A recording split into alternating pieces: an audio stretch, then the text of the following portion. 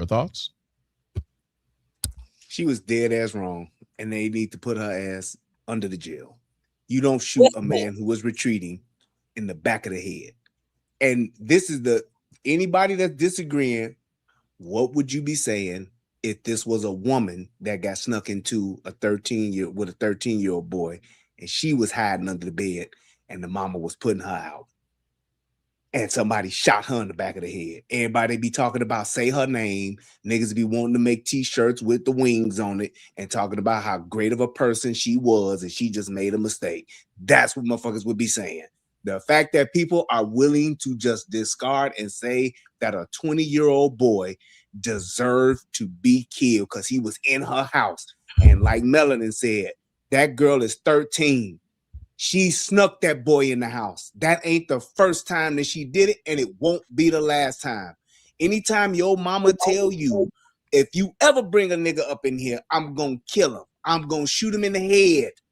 And you do it anyway, she took a chance and gambled with that boy's life because she wanted to get some dick and she thought that she could sneak him in and get him up out of there. That ain't her first time. That 13-year-old girl ain't no virgin. She been fucking.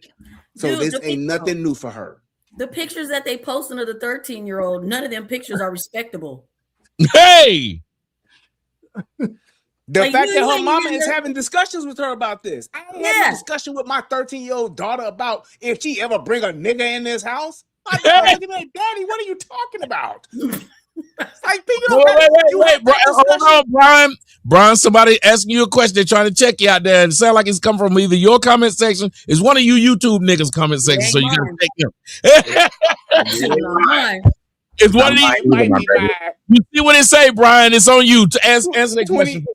20-year-old boy, that's an adult. Yes, but like CJ said, if you look at his picture, Rodarius is a little nigga. So this ain't like some 20-year-old grown-ass, buff-ass nigga over here beating up some little 13-year-old girl box. That ain't what this is. And niggas know that 20-year-olds, 18-year-olds, 17-year-olds, if your 13-year-old is fucking, chances are somebody that's older than her is going to be fucking because she ain't been sneaking no 14-year-old boys in the house or no 13-year-old boys in the house. If she's sneaking niggas in her house, she's sneaking grown niggas in that house. That's what 13-year-old girls do. They did it when I was little. All of the girls that was older that was in the same grade as us was not fucking us. They was fucking the niggas that was older than them. They wanted the niggas that was in high school. I give you one more. I don't know if you can see that on the top of my screen. You see what it says? 20-year-old pedo. Yeah, they said a 20-year-old pedo. What do you think? Like that's what you're gonna be hearing. Yeah. Why the fuck is all of this on him? If he's a pedophile, then that means that this boy this man. Let's say I'm gonna say he's a man. This man likes fucking prepubescent children. Y'all acting like, I hate that they did this same shit with R. Kelly. Y'all acting like 13, 14, and 15-year-old girls don't be fucking grown men or older boys, period. I don't understand why we want to conflate that when it comes to the 13-year-old girl being the one because she invited him. Where's the responsibility for that? She snuck him in the house. And I guarantee you, if they ever release the text going back and forth, you know what a 13-year-old girl who's talking with some 20-year-old dude, you know what she talking about because you know what he owned. He trying to fuck and she trying to let him. That's why she snuck him into her mama's house. I'm trying to put this up here. Hold on one second. It says, my niece was sneaking boys in my brother's house, and this is my man's son. He put $20 on it. Every time she got caught, my adult nephew would bring a gun and scare the boy. And I'm like, what the fuck are you doing? A lot of girls are doing this. What do y'all think about that? Like, we've always felt like from time infinitum, and I welcome my man Blanche from time, and Jimmy E. Johnson came in and gave somebody $10. I don't know which one of y'all it is, so shout him out. He said, time infinitum, you get my daughter pregnant, I'm gonna put a shotgun up to your head, you better marry her. Nobody said to the woman, if my daughter gets you pregnant, I'm gonna put a shotgun up to your head and make you marry my son. When your son gets somebody pregnant, their mother comes and talks to you and say, Your son got my daughter pregnant. He defiled my daughter. We never said the other way around. Blanche, why is that? Why is that? And you tell us how you saw the situation when you saw the story come out. You muted. You muted yourself. Can y'all hear me? Yes. Yeah, I think it's just a double standard. You know, I think that when it comes to women, they're placed on a different pedestal than men. You know, if a guy does, like y'all mentioned, the age from 13 to 20, everybody's going to just make him out to be the bad guy, but she's not the bad guy. She's not the bad guy. And I'm like, if it's illegal, it should be illegal for both. If it's a crime committed, it should be a crime for both, because juveniles can be charged as adults. So I don't know why when this happens, we only just pick one side, like she doesn't have any kind of agency.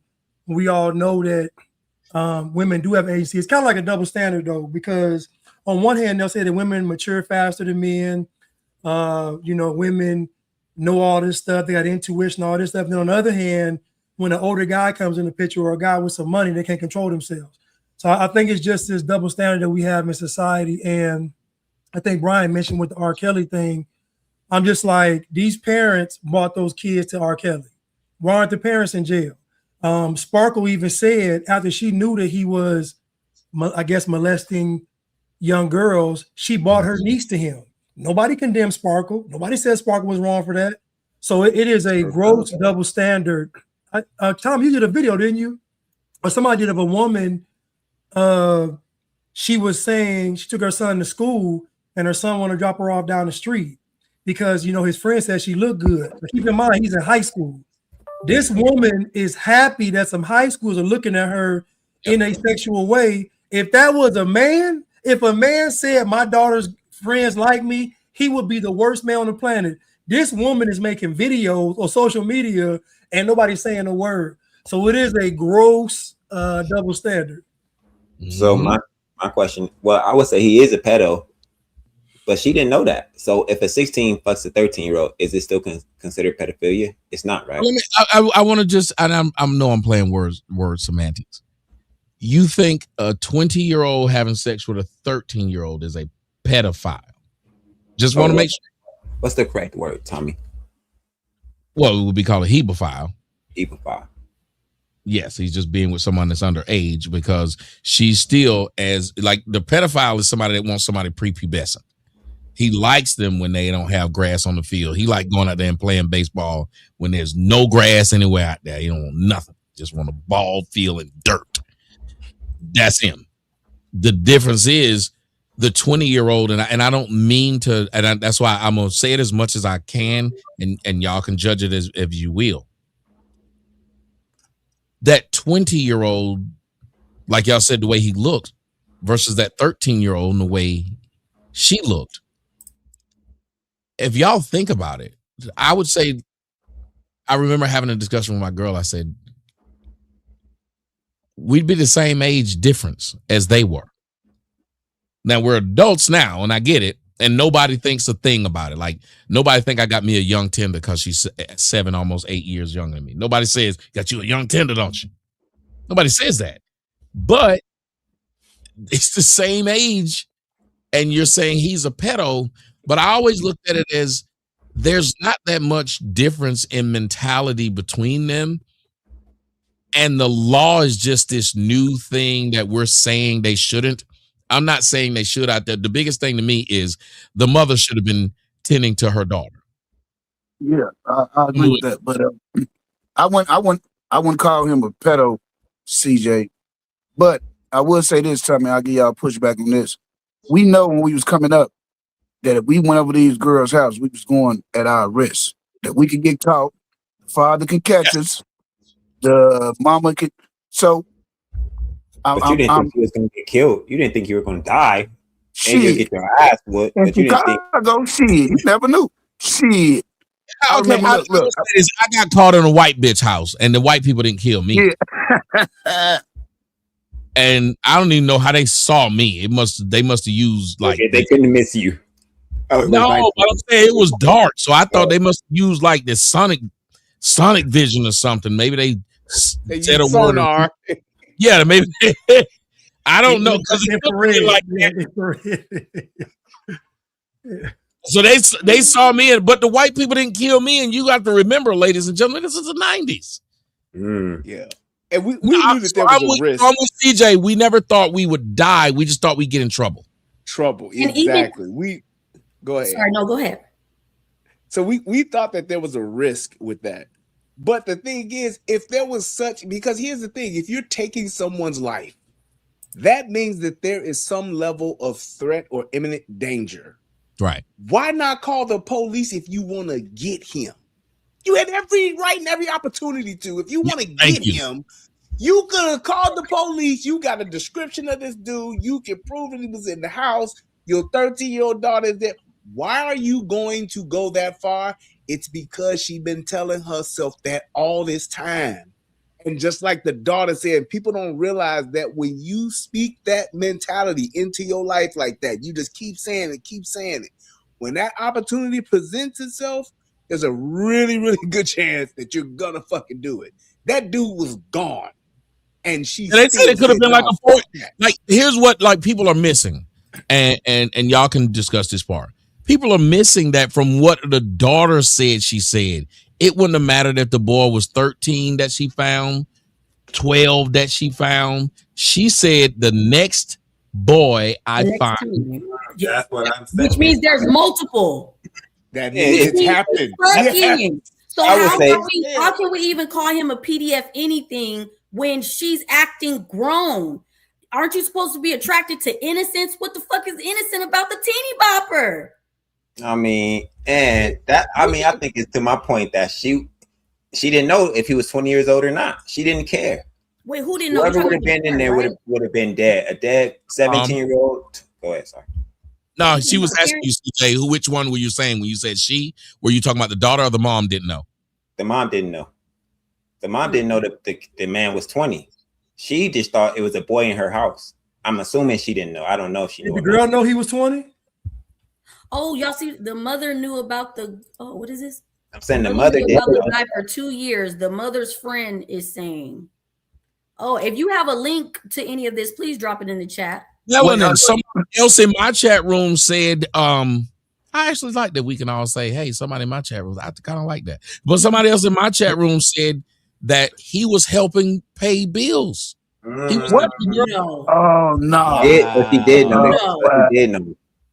Don't tell me that. No way. I gotta get water. Don't tell me that. Man, she just wanted to kill something, man. Man, exactly. I was just about to say, because that's really good. Yeah. If she knew this boy, she's wanted to kill something. Really gonna just, that thing's a killer. She wanted to check it, and I saw it.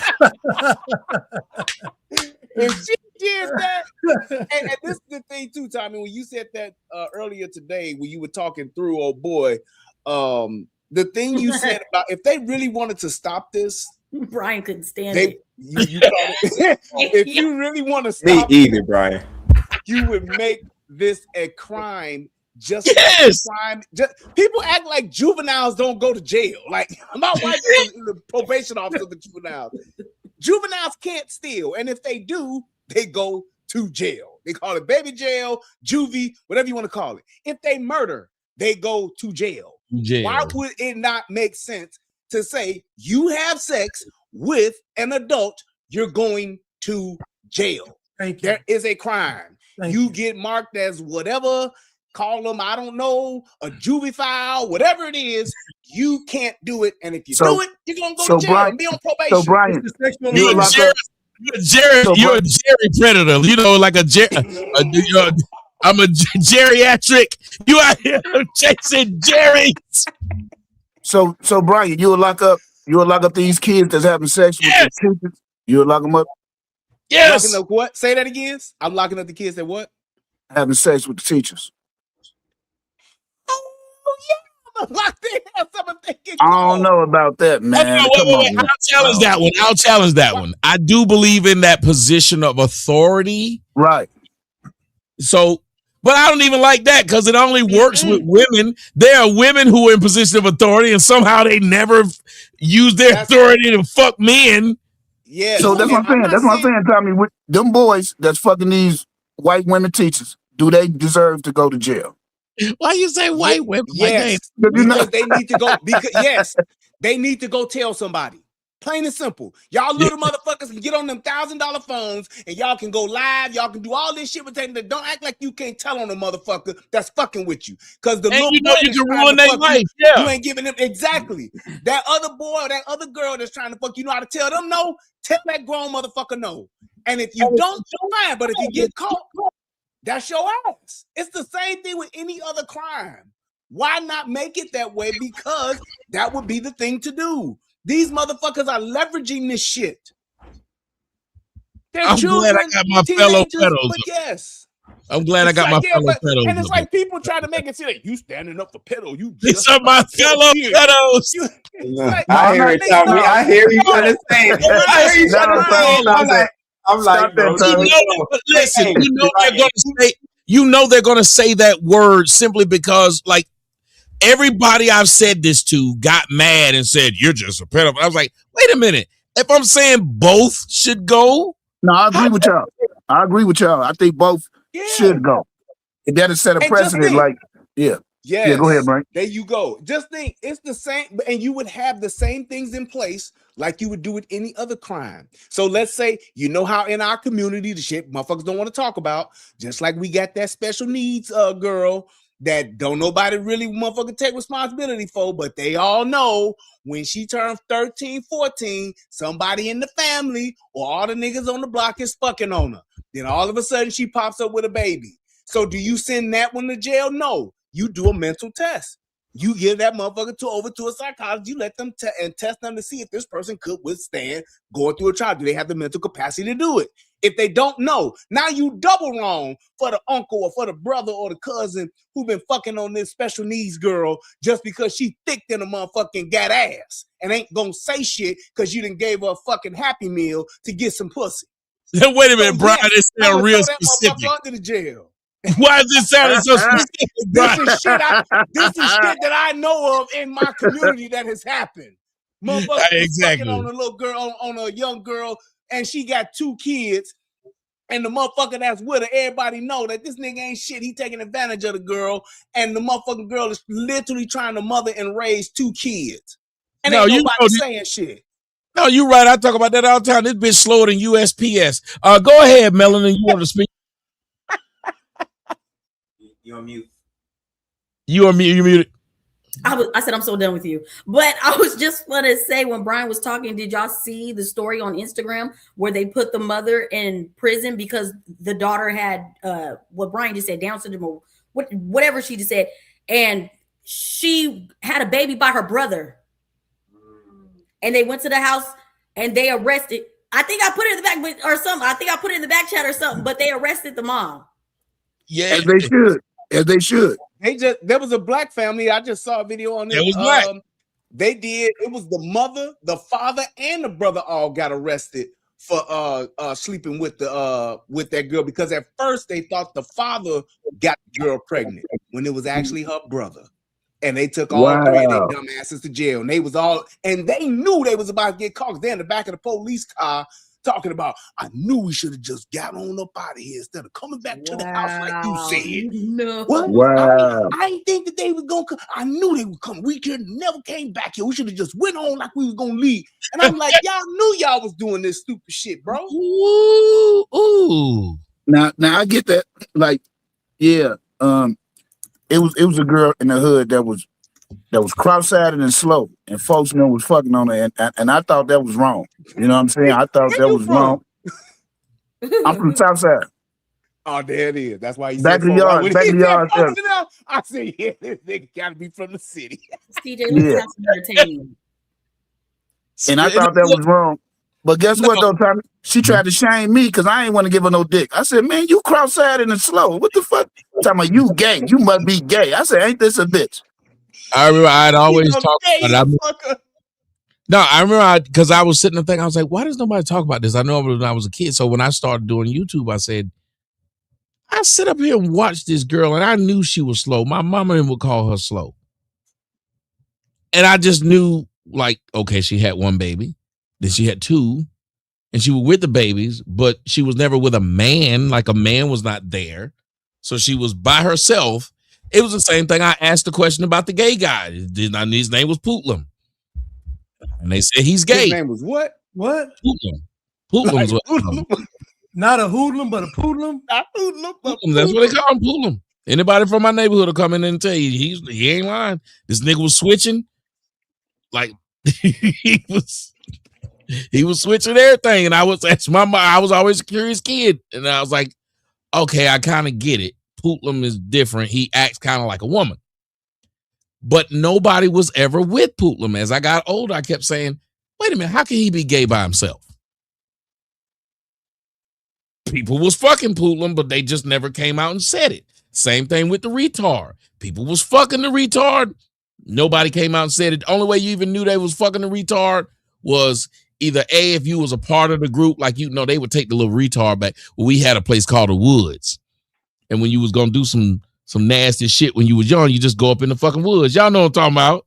I don't know what you're talking about, Tommy. I don't know what you're talking about. If you from the South, anybody from the South, tell them if I'm lying. We go up in the woods. We literally tell you. We didn't have no woods, Tommy. I'm like, I'm from didn't have LA. a nigga named Pootlam. I'm from Yeah, I agree with you, Bright. We had no Putin but no woods, not in Chicago. I'm from the woods. Oh yeah, well y'all from the city. You from the city too, though. You from Capitol Homes. You from the city too. Yeah, but we still had woods. Behind the project was woods. Yeah, especially back then, yo. Yeah, but like literally behind the project, we go right in the woods. Somebody else said, Alex said the same thing. They were right there. Brokefoot, I was like, I know not. Come on, yeah. Mac once said he grew up in Alabama. You know what I'm talking about? Yeah, you just go to the woods. And so that's how you would catch them sometimes. But in general, if the girl didn't have a baby, niggas would be lying and saying they didn't do it. This 12-year-old, excuse me, that was another thing that happened. She's not 12, she's 13, but people kept lowering her age to 12 for some reason. They kept saying he's sleeping with a 12-year-old. I'm like, I read the story. She wasn't 12. Why do y'all keep saying this? It sounds worse to say 12. Yes, yep, that's it right there. They're trying to make it worse. They got to demonize this boy and villainize him so that they can get her off so she won't go to jail. Now, I do. This dude see like he the worst nigga in the world. I do agree with Tommy. It ain't no accountability on the little girl, because we all went to high school, right? They did not want us at our age, right? Remember all the D-boys, all them coming up with their little cutlass and all that shit, picking them up and all that. Remember that? Yeah. Ain't nobody talking about that. Oh, my bad, man. Go ahead. Because if it was, as I said, they would have quickly ran Keith Sweat out of town when he said, you may be young, you're ready. They would have quickly ran BBD out of town when they said backstage, underage, adolescent, how you doing? Nobody said a word. If it was that offensive, nobody said a word. My aunt had her first child at 13. No one went to jail. That's all I'm saying, man. And all I'm saying, we're not saying that this is right. We're just saying that this is happening and there's no condemnation when it's happening. And it's happening in y'all families. And y'all know this. It's happening on y'all blocks. It's happening at your family reunions where y'all all know what done happened and what's taking place. And ain't nobody saying nothing about it at that point. But because you see some shit on a feed somewhere or you see some shit on Reddit, now it's the worst thing ever. And we want to string this nigga up by his thumbs and set him aflame. That's crazy. Oh, Brian, I'm going to throw this out there to y'all. Super Saiyan Onyx says, had a woman the other day told me that she views older men who date women in their 20s as pedos because women in their 20s are still babies. Well, that boy was in his 20s. How come he ain't no baby? Ain't no baby. Right. Come on now. Right. They say that. He was in his 20s. He just hit 20. On top of the fact that don't it take longer for men to mature? That's what they've been lying and saying.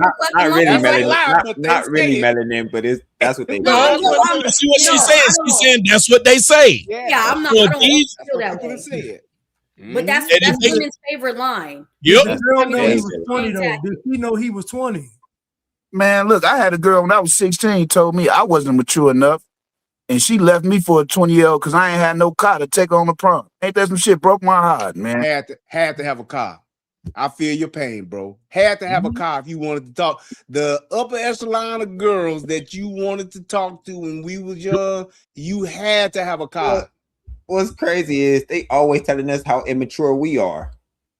How we so immature and y'all so look mature. At the decisions But when y'all get with an older man, y'all CJ, suddenly become immature. CJ, can I push back on one thing? A man has never had to have anything but be himself. See, I hate when we do this. Like, you didn't have to have a car. Look at it now. Women will buy a man a PS5 and want him to be home as long as he's not cheating on her. She'll take care of him. That's been since the beginning of time. All you had to have was a man. But how old this bitch is, though? Hold up, but Tommy, and you know this better than anybody. All you had to have was a mouthpiece. Not when I was young, brother. I'm talking when I was in high school, they didn't want us, brother. When we was the same age. And guess what? Then you might have been a weird nigga in high school. Oh, now I'm weird. Bullshit. Bullshit. I'm sorry. Hey, hey, look, I've always been a look. I was a street nigga, a nerd, and an athlete. And guess what? I didn't have to have a car. Okay, but you was an athlete and a street nigga. What and I was a nerd. Oh, impossible. How are you all three, Mr. Williams? Hold up. You a nerd? Hold on. Okay, wait a minute. Hold on. Listen to me again. Hold on, Mr. Williams. Street nigga, a nerd, and an athlete. Mr. Williams, one moment. Remember when we all talk at the same time, the audience can't hear us. Go ahead. Okay, baby. Go ahead. But what I'm saying is, now, and CJ, he's been around me for years now, but he knows this to be true. No, I don't. No, I do not. Hold up. Don't tell me what I know to be true. Hey, I'm a part of what? This might be risky, right? Hold up. I'm a part of this might be risky. I've laid all my shit out, right? I've showed y'all different things. I've showed you all your shit. Anything you can. Hey, street nigga, nerd, and an athlete. No way you was all three, man. We don't believe in shit. Mr. Williams. Athletes, hold up. CJ, most athletes are not going to let you know that they're nerds. Wait a minute. I know you wasn't no nerd, brother. Hell. I write literature. I'm not going to say it. I'm not going to do hold it. Up. He said I'm not going to do like that. Man, you got on a hairball. You a nerd. Hold up. But CJ, I write literature for a reason. Look, even now. You see nigga, just because you wrote some rap songs don't mean they literature. Nah, I'm talking about spoken word. I'm talking about spoken word. Let me tell me, he is not no nerd. I speak for the nerds right now. He is not no nerd. Spoken word, poetry. I've opened up for plenty of comics and everybody. Y'all know. But you're a nerd. But I write. That doesn't sound like a nerd, sir. I'm trying to be funny, but that's not a different nerd. Play with this. I write. See, that's the difference. Because you got to read to write, correct? You have to. Just because you can read didn't make you a nerd. Where the fuck were you from? The Galapagos Ghost Islands. I'm from. You was the only nigga in the village. For what? Hey, Tommy. What do you think, Tommy? Like, what is he talking about? The question would be, what makes a person a nerd, though? What would make a person a nerd? You know, I come from where Muhammad Ali come from. But okay, but just because you smart, just because you smart. Hey, you smart and you right. He didn't even say smart.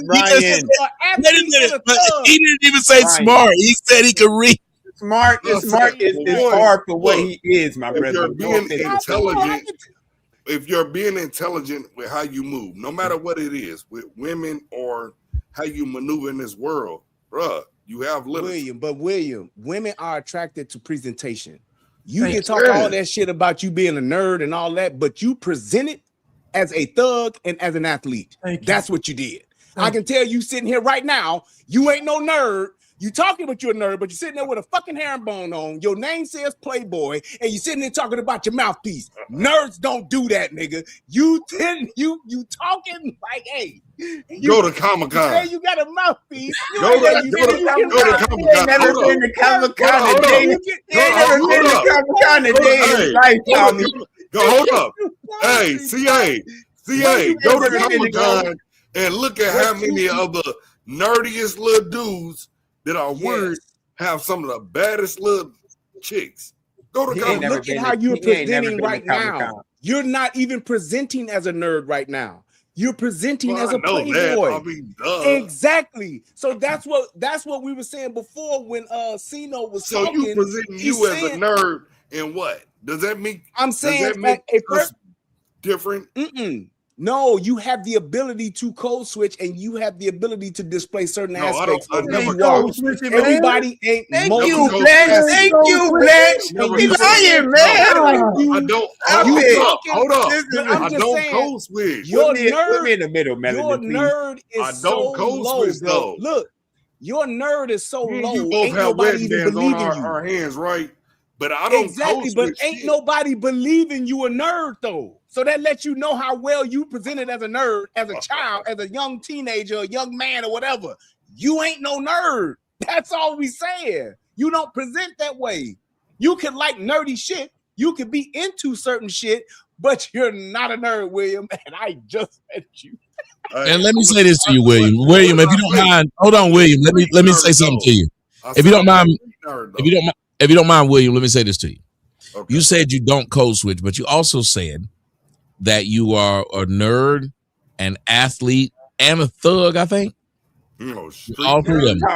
Well, let me point something out to you. You can't be all three and not code switch. If you were fluent in Spanish, English, and French, you literally would be able to code switch when somebody was speaking in the other language. Because you know all of them. Tommy, so just say I can adapt to my environment. That's what it means. That's what code switching means. Yeah, but what I'm saying but the nigga called me weird because I got my heart broken. Why I had to be weird though, family? You called me weird because I got my heart broken at 16. Why I gotta be weird? No, I didn't call you weird. I did not call you. Yes, you did. Yes, you did, bro. Yes, you did. Yes, you did. But I wasn't. That was not intentional. It was just the whole. That what nerds speak. A nerd would have never said that. Weird. A nerd would have never said that. Ever.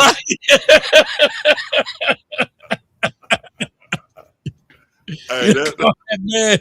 That is. You thought it meant weird.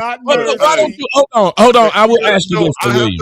I have to concede. William, I'll let you address him, but why don't you understand what he was saying? I do get what you said. Part of what understood, but no, guess what? I had to concede. No. I'm saying the part of what he said when he said, well, we get it that there are dudes with no cars and things like that who get women. But those women, usually, let me say this, almost every girl who ended up with the guy who didn't have, he didn't present to her when he met her that he didn't have these things. She found out later he did it. I disagree, Tommy, because, you know, a lot of men will actually tell women the truth. See, nowadays, they won't, but you don't have to hide it anymore. You can go on social media, but even back in the day, they told the women, how many women have dealt with men that was in prison or in jail and writing them? They already knew they were locked up. Yeah, but they also told them, oh man, I was in jail. This shit when I didn't even do nothing, and I got a whole lot of money when I get out. Like they sold them this dream that this was what I was in jail for was accidental. Like I will tell you this: most of the time when a man got a woman while he's in jail, it's because he had that woman before he went. You hear about these white people doing that, writing letters to niggas, but I don't know too many niggas that was just in jail and met a bitch in jail. Like, I don't know too many guys. That sound like more of like a, what do you call it? A Hallmark story. I don't know too many men who like, where were they meeting? In Cali. So they meet them. Well, how do they meet them?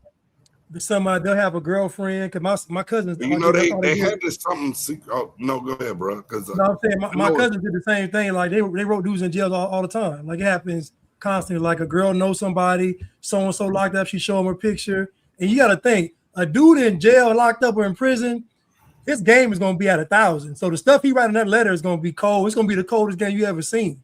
So these guys, when they're in prison, they are writing not just love, that we're talking about a whole love novel and having somebody draw pictures. Does this happen a lot though?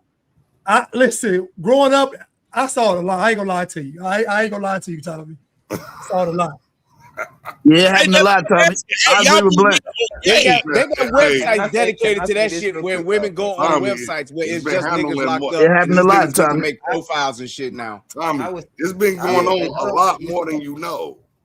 Apparently, when I was in jail, I should have been getting my pen game on. I was fucking up. The thing is, trying to get out. I should have been writing bitches. Women like men with nothing because it's easier to control men with nothing. But they like resources. They like resources too. So they in a dilemma. It's like, damn, I could control with the man with nothing easier than I can control the man with resources. But I want to spend resources. So they stuck between the rock and the hard place. I said, if you was fucking me, why was you fucking a nigga that was broke at the same time? But CJ, I said, you know, his sperm is gonna be stronger than mine. Mine been at work. When I came inside of you, they was a little slow. They had been working a little bit. They probably took a nap. Woke up and this nigga's sperm came out the dick ready. But CJ, I got working sperm, bitch. CJ, Tommy, I'm gonna tell y'all something. Women, even on Facebook right now, guess what they begging for? They just want a man that they can buy him a PS5.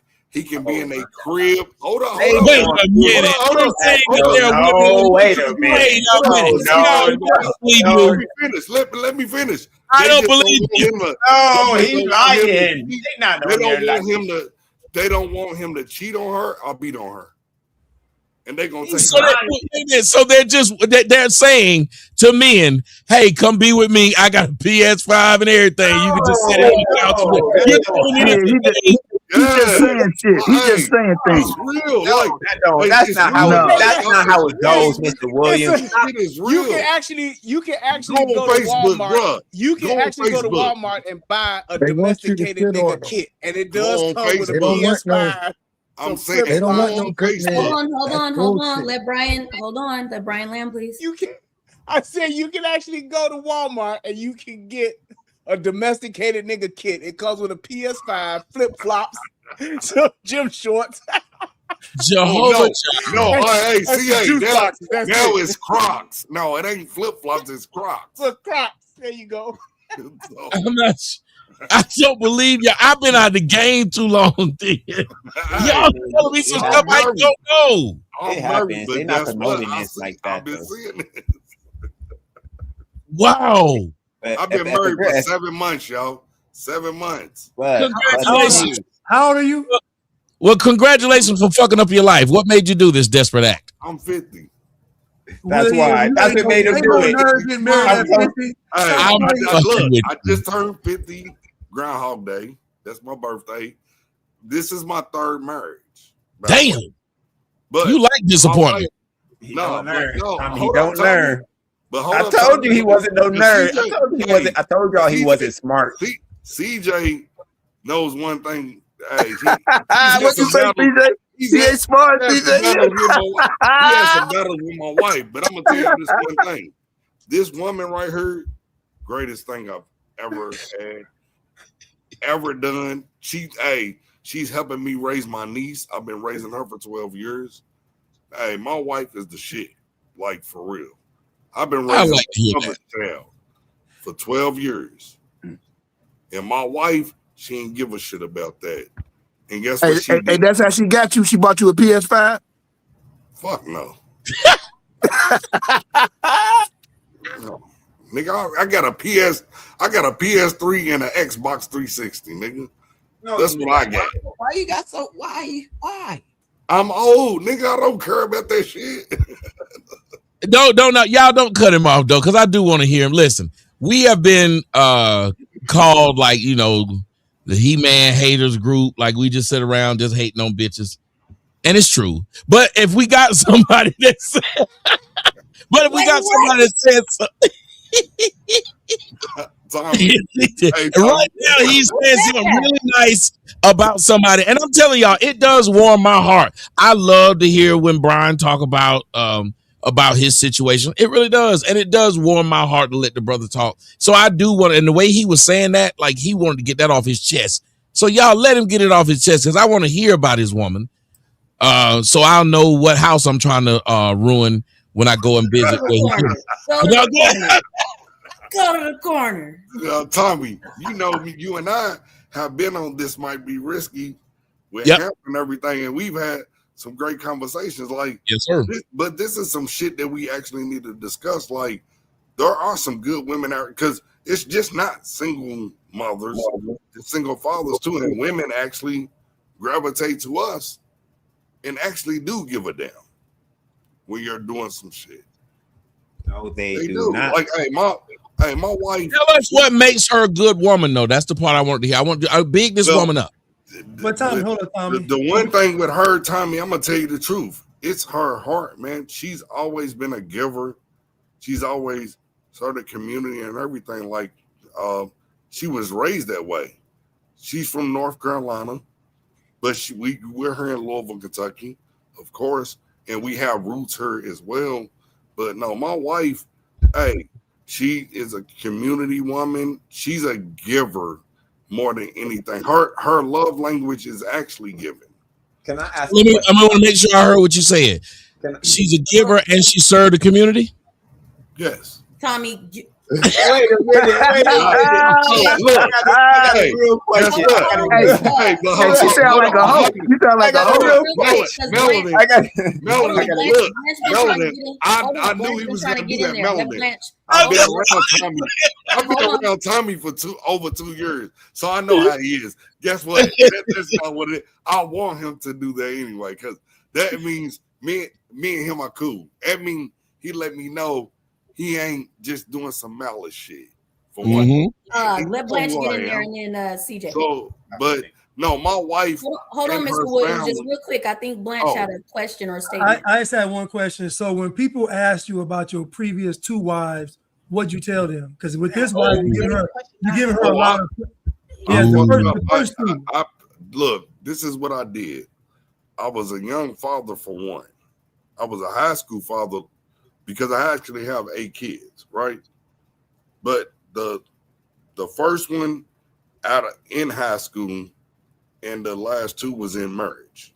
Like, so at 7 kids in marriage with both my ex-wives. Can I say something? I wasn't married to the first child. He will talk our ear off if you let him. So you have to let him. They want to know. CJ, they want to know. It was a good question. No, my question was, what you're saying about your 3rd wife, is it similar to what you said about your first 2 wives? When somebody asked you about, I was never in love. Man, this is the first time I've ever been in love with a woman besides my mom. Oh, wait, go ahead, Blanche. Because we hear Blanche. I had the same question. So, what'd you say about it when they asked you about your first wife? What'd you say when they said, "How was your first wife?" What'd you say when y'all were married? What'd you say about it? Well, for one, don't stay with women for just your kids. No, that's not the question, Mr. Williams. Go ahead, CJ. We here, so I know him, and he would say the same thing. He said they were good women. They were all. No, I did not say that. So even now, I was gonna say, ask him. Let him answer. Don't answer for him. You got him here. I don't like when people do that to me. What would you say about the 2 women you left before, that you left high and dry and ruined their life? They was assholes. When you were with them, would you say that same thing? They couldn't be led, and I was forcing myself because the one thing I wanted now, most men ain't never gonna say this. I've always wanted to be in love. I always wanted to be a family man because I seen that I was born in wedlock. So I've always chased that, and I chose wrong. Nigga, you just called me weird for being in love. Get my heart broken. Maybe he is a nerd. Maybe he is a nerd. Maybe he is wrong. So hold up, like I said, but I vetted wrong. I chose wrong. I was dealing with women that I was never in love with. I'm in love with my wife right now. Hold on, wait, let me ask you. So whoa. If you said you weren't in love with them, what made you marry them? What made you get with them? Because what I seen how I grew up with my parents until that shit got broken. So tell me, what was it like? What was it you saw? Give me, I want an idea, because you're saying some good things, but expanding on it and expounding on it could help some other people. So what did you see in them that allowed them to even get you across the threshold? Because at one point in time, my parents was actually in love, like very in love. Yeah, but what did you see in them though? Yes, that's what I seen. I seen them show affection. They was a no, not your parents though. The two women. Oh, the two women. It was just what did you see in them that made? Because you said they were assholes, but something had to get you. They was fine as hell, Tommy. They was just fine as hell. Okay, so you were in your carnal stage. Yes, they were just pretty as hell and everything. They didn't, for one, we didn't match intellectually. Even though, guess what? This is gonna fuck y'all up. They had both parents, but they were. Let me ask you this: do you read the Bible? Yes. The Christian Bible. Yes, I go to church every Sunday. And somewhere in that Bible, it told you that hell was a nice place. No. Well, then why did you say she was fine as hell then? Because the one thing I wanted to be in. I've always been. I was one of those kids. God. Guess what? I was one of those kids because my mom, very pretty and all of that shit. I wanted a pretty wife. My father and my mother, when they were together, that's what I wanted. I wanted that. And that's why now you settle for a woman that wasn't pretty. Oh no, my wife's beautiful. What the fuck you talking Can I say this, Tommy?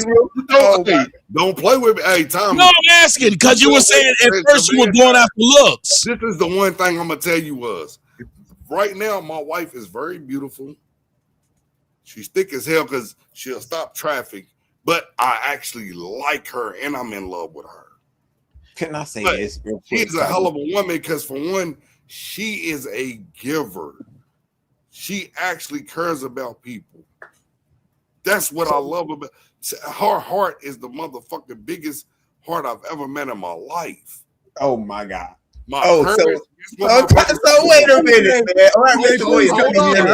Let me say this, Mr. Williams. You don't have to like the fucking answer, but that's what it is. Can I say this, Mr. Williams? So me and Mr. Williams, goofy shit anyway. I'm not gonna say nothing. I'm not gonna say nothing goofy. CJ, I'm not gonna say nothing. Hold on, CJ. You tried it on live. Hold on, but CJ, you tried it on the live stream with her, and she got you together. Okay. So me and Mr. Williams had a court case, right? And I was one of the lawyers.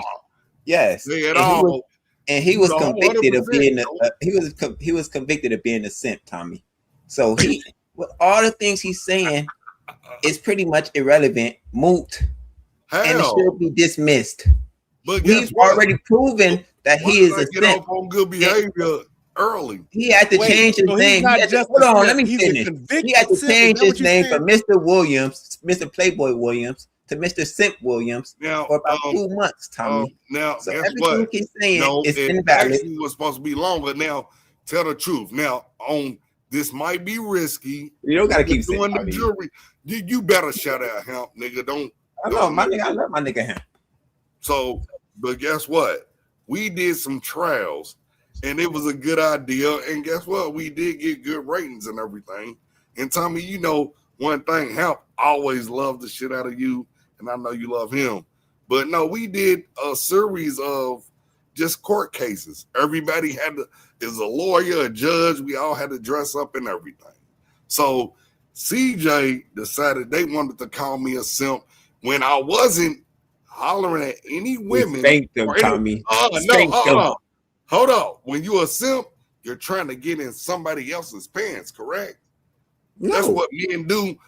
When men are on YouTube, usually they simping to what?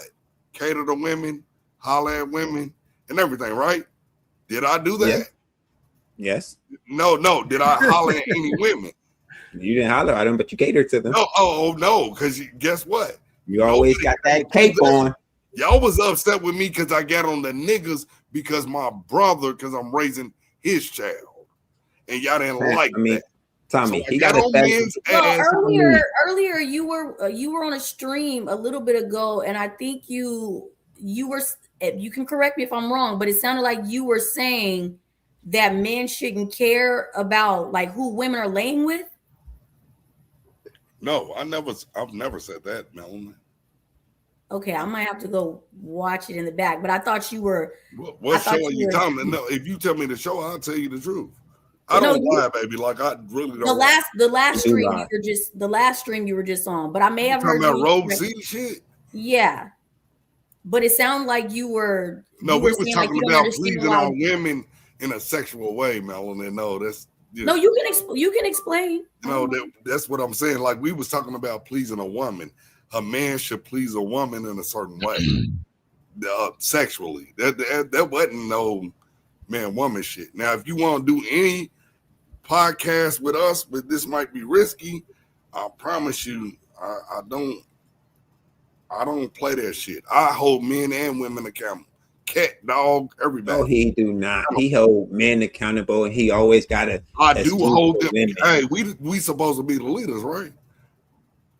I mean, we say it, but the women are really leading shit. So but if a nigga ain't in his child's life, and forgive me, y'all, I'm gonna say, if a black man is not in his child's life, hell yeah, I'm on it. Okay, that was what was one of the topics we were going to be talking about. So, well, that's a great way for us to get into it. And you're on that side, so I'm gonna let you go with that. You said if a man's not in his child's life, then what? My whole thing is you can only use the excuse that the baby mama or what have you. If you're not going to court and you're not really truly, my whole thing is, Tommy, I'm going to just put it this way. Men complain on YouTube and everything, but if you're not willing to change your lifestyle to have your child 24/7, then I don't want to hear an excuse. No, I still want to know, how do you feel about them, the man who's not taking care of you? You said these men are, but you never can't stand them because I'm raising my brother's child. I've been raising her for 12 years. Now tell me, why can't you stand them? Because you're irresponsible. You out here partying and shit, but you won't even contribute. And but you're saying they're partying. You're adding something to them. When you're adding something to them, you don't know if they're partying. They could be out there. I'm gonna say this one thing: when it's your brother and you truly love them, you're not trying to take them to child support. You're not trying to do that. You hope they get themselves together at least. And I'm saying, not even just get yourself together. That's how I view my shit with my brother. Get yourself together. I don't want shit from you because you've never done it. I get it, but we're trying to stay. I'm trying to stay a bit focused. Okay, so you were telling me, you said you have a problem with them because they out here partying, and I'm saying, so every guy who doesn't take care of his child, or the vast majority of them, not every. Partying. So the vast majority of them, they're out in the club. They just don't take care of the kid. I can't even say majority when you're talking about the club now, because you trying to put me in a hole right now. Well, no, I was just going by what you said. That's why I was saying, do you want to stick with that? You said they're partying. Let me correct this right here. Okay. We know that there are a lot of men that love their kids or what have you, but let's be real. Are you willing to give up and sacrifice your lifestyle to have a child in your home? And if they're not, then you view them as what? That's the part I'm trying to get to. I just don't want to hear them complain. How you view them? Huh? You're a punk ass nigga then. There we go. That's okay. So he's a punk ass nigga. And let me ask you. Wanted me to do that. Well, no, what I just wanted. Well, I wanted you to call because you said this is what I think, but then Tommy, look, we know that a lot of men actually do love their kids, but at the same time, if you really love them, have your name on the birth certificate. You don't have to have many struggles. Now we have laws where we actually have more laws now where they actually siding with us men. You just have well, you said if they love them, they put their name on the birth certificate. They were just born at that point. I don't know if I love this motherfucker or not. It could be Jeffrey Dahmer. You know what, Tommy? No, you can't. No, I get where you coming from, Tommy. I'm talking about. Look, I'm talking about the the birth men. certificate when this little nigga turns 17. At least I'll have an idea what he might be. So, Tommy, but we're talking about the men that be on YouTube that complain about, oh, if I do this, I'm talking about the men that actually complain, but you didn't put in 100% to get your child. You know, on YouTube. What are their complaints? What are the usual complaints? Men can raise kids better than women. That's what. Yeah, okay, so what are your complaints that you normally hear these men saying? The same shit. Oh, they're gonna. I can't get custody, or they won't let me see them, or whatever. But did you go to court? Well, they would have had to do. Child support. Well, they would have had to. They said they can't get custody, wouldn't they? Hold up, Tommy. But child support and family court is two different things. I hear you, but you're saying if the first one was arguing, I can't get custody, wouldn't that mean they went to court? Or are you saying I can't get custody and they never went to court? Niggas that are complaining on YouTube right now haven't even stepped in there. Okay, so when you say this, let me ask you this question about you personally. Do you believe in abortion? No. Do you believe in adoption? Yes. What do you think about the mothers who give their kids up for adoption? I think it's a great thing if they can go to it. Now, I think it's a great thing. If they I told you, didn't I tell you, Tommy? Didn't I say somebody? Hold up. Go ahead, Blanche. What was I wrong? I'm raising somebody else's child. But if it was listen, you just condemned the men for not being in their children's life, but you praise the woman for giving her child. I never praise. If a woman, hold on. You gotta let him finish. Hold on, and then you can rebuttal. Don't lie on me though. Don't you say I didn't say that. Yes, you did. You just said it was a good thing. You said it was a good thing if she get a child for adoption. It was a great thing. Oh, great thing.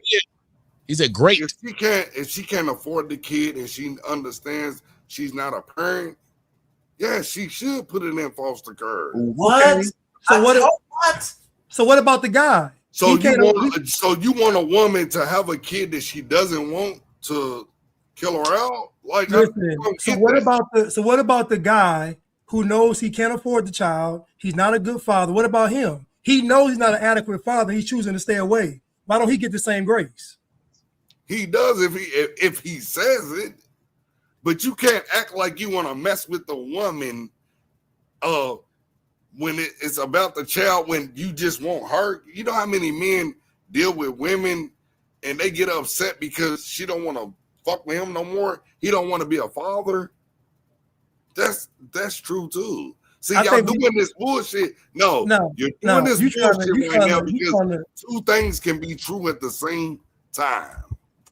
You trying to juggle an EBT card? That's a great drink. I can't, bro. Look, what I say.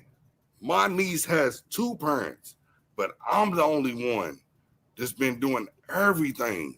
And guess what I didn't do? See, I can't go to food stamps. I can't do that shit. But me and my wife, we got her. And guess what? That's my little brother. I give him grace, but he's still a piece of shit. And to be honest with y'all, she's the baby out of his 5 kids. Is your brother a good father? Nigga, I just said it. No. Okay, hold on. Time out. 3 baby mamas, 5 kids. Okay, so if your brother isn't a good father, isn't the logical thing to do is to let him be raised by the good brother that is? Wait a minute. Well, she's gonna be raised by me. She's been raised. I've been raising her for 12. So hold up. So did he do the right thing? But does he didn't do shit. CPS did it. Hold on, time out. Did he do the right thing? Yes or no? He did. I know you're not this slow, bro. Listen. Look, listen. I'm gonna tell you what I've been through, and guess what? Y'all can challenge it. You can feel the way the fuck you want to feel, but guess what I did? I stopped my life because for one, it was 2.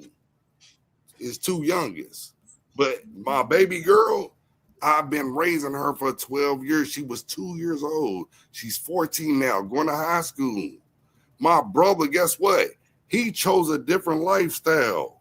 He wanted to be an asshole. He's still running the streets even now. That's what he shows. Guess what I did? I want to make sure this little girl becomes something. But William, just hear me out, William. In 12 years, hear you out on what? Listen, hear me out. In 12 years, he could have contested your custody of his daughter. He can't do that. We've been to court, brother. Guess what? I'm the only one. Guess what? I didn't have to do. I didn't have to adopt her because I'm her paternal uncle. So I didn't have to go to foster care at all. I'm her paternal uncle. It's blood. So does your brother want you to raise her? Yes or no?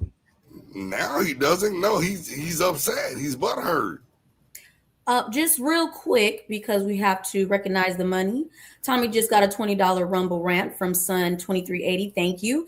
And the question is, so your brother is a piece of shit, but the mother of your niece isn't. Simp. Oh no, she is. She's a piece of. Oh no, they both a piece of. Oh no.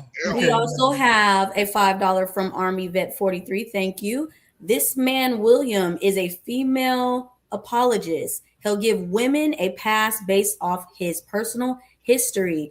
Thank you for showing the Rumble Bats love. Please remember to hit Tommy's Cash App as well. How am I a woman apologist? Because you done spent a whole hour talking about your brother and not the mother of the. Hold on, has the mother been? I'm so sorry. I'm so sorry. Wait. We got $400 in the building in the Rumble Rants. Okay, what's up, Tommy? A little something for the show. Kendall reacts. We definitely appreciate the love. He's back. Now the field got a match. You know I love you.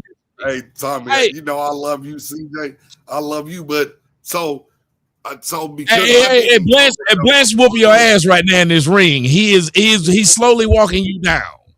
He is. He asked you. Let's set it back up. Okay, hold on. Wait 1 second. Let's reset it. Let's just reset it. Okay. What he asked you was specific at one point. He said, your brother doesn't seem to be contesting at this point. Not that he can't or that he broke, whatever it is. He's not contesting you being the parent currently. Yes or no? He has. You can go back in there, Blanche. Hey, Tommy, but I'm gonna tell you something. You know, when people are unhappy and they miserable, they'll try to call CPS on you and all of the. See, that's the things that we're not discussing. It's the extra shit. People feel some type of way when they, you know how many times CPS been called, but yet and still, my niece has every fucking thing she ever needs. But guess what my family do? They pick, and now we're gonna do parents and family picking sides. So he's trying. So are you saying he is trying to get the child back? No, he can't get the child. Tommy, that's what I'm saying. He can't get the child ever. So look, I might not be able to get my ex back, but if my ex was like, but he still called, I can't get it back. But if I'm still calling, let's do this. My brother is a woman beater. He's beat all his kids. He's done all of that bullshit. That's what he is. Okay, okay. So that means so if he's all this, what is he doing? Of a kid and you're a woman beater? No, why won't you let people finish when they ask you something we don't know? We're asking you questions because we don't know. No, I'm saying, but what was I gonna ask you? Well, y'all was assuming that it was just he was trying to get the child. He was going. I wasn't assuming. I did not make that assumption at all. I don't think Blanche did. Every time we try to ask you the direct part of that, you will go to something else, like you have a lot of anger towards him. I'm not telling you shouldn't. Okay, but I'm not telling you shouldn't. But I'm not him.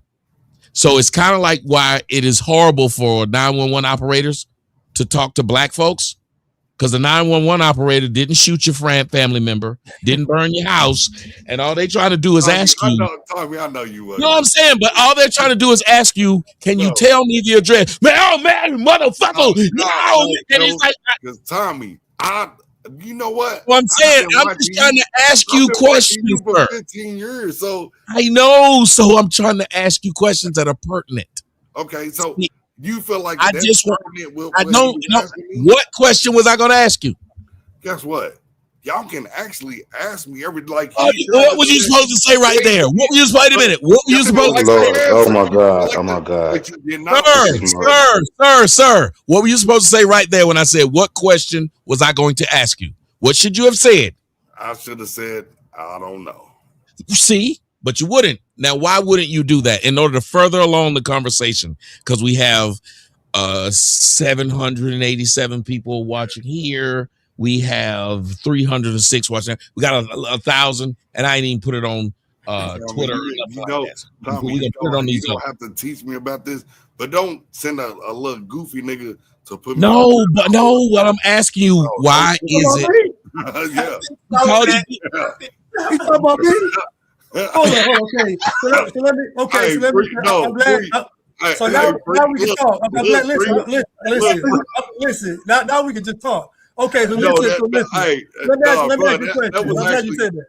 That was fun because Tommy likes to do that. Yeah. But no, now you ask me the questions that you really want to know about my child's William, situation. one moment. Let him Wait, you gotta let this nigga ask. So when was the last time her mother saw her?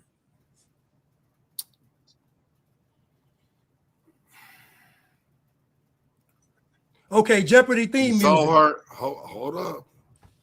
See, my niece is a different case because she got shot by her brother. And but he asked a direct question of when, which would be a timeline. So let me tell you, because this is very deep, by the way. This was on ABC World News and everything. Her brother actually shot her in the fucking head. In my curve. The last time she seen her was we had to do a court thing in 2020, I do believe.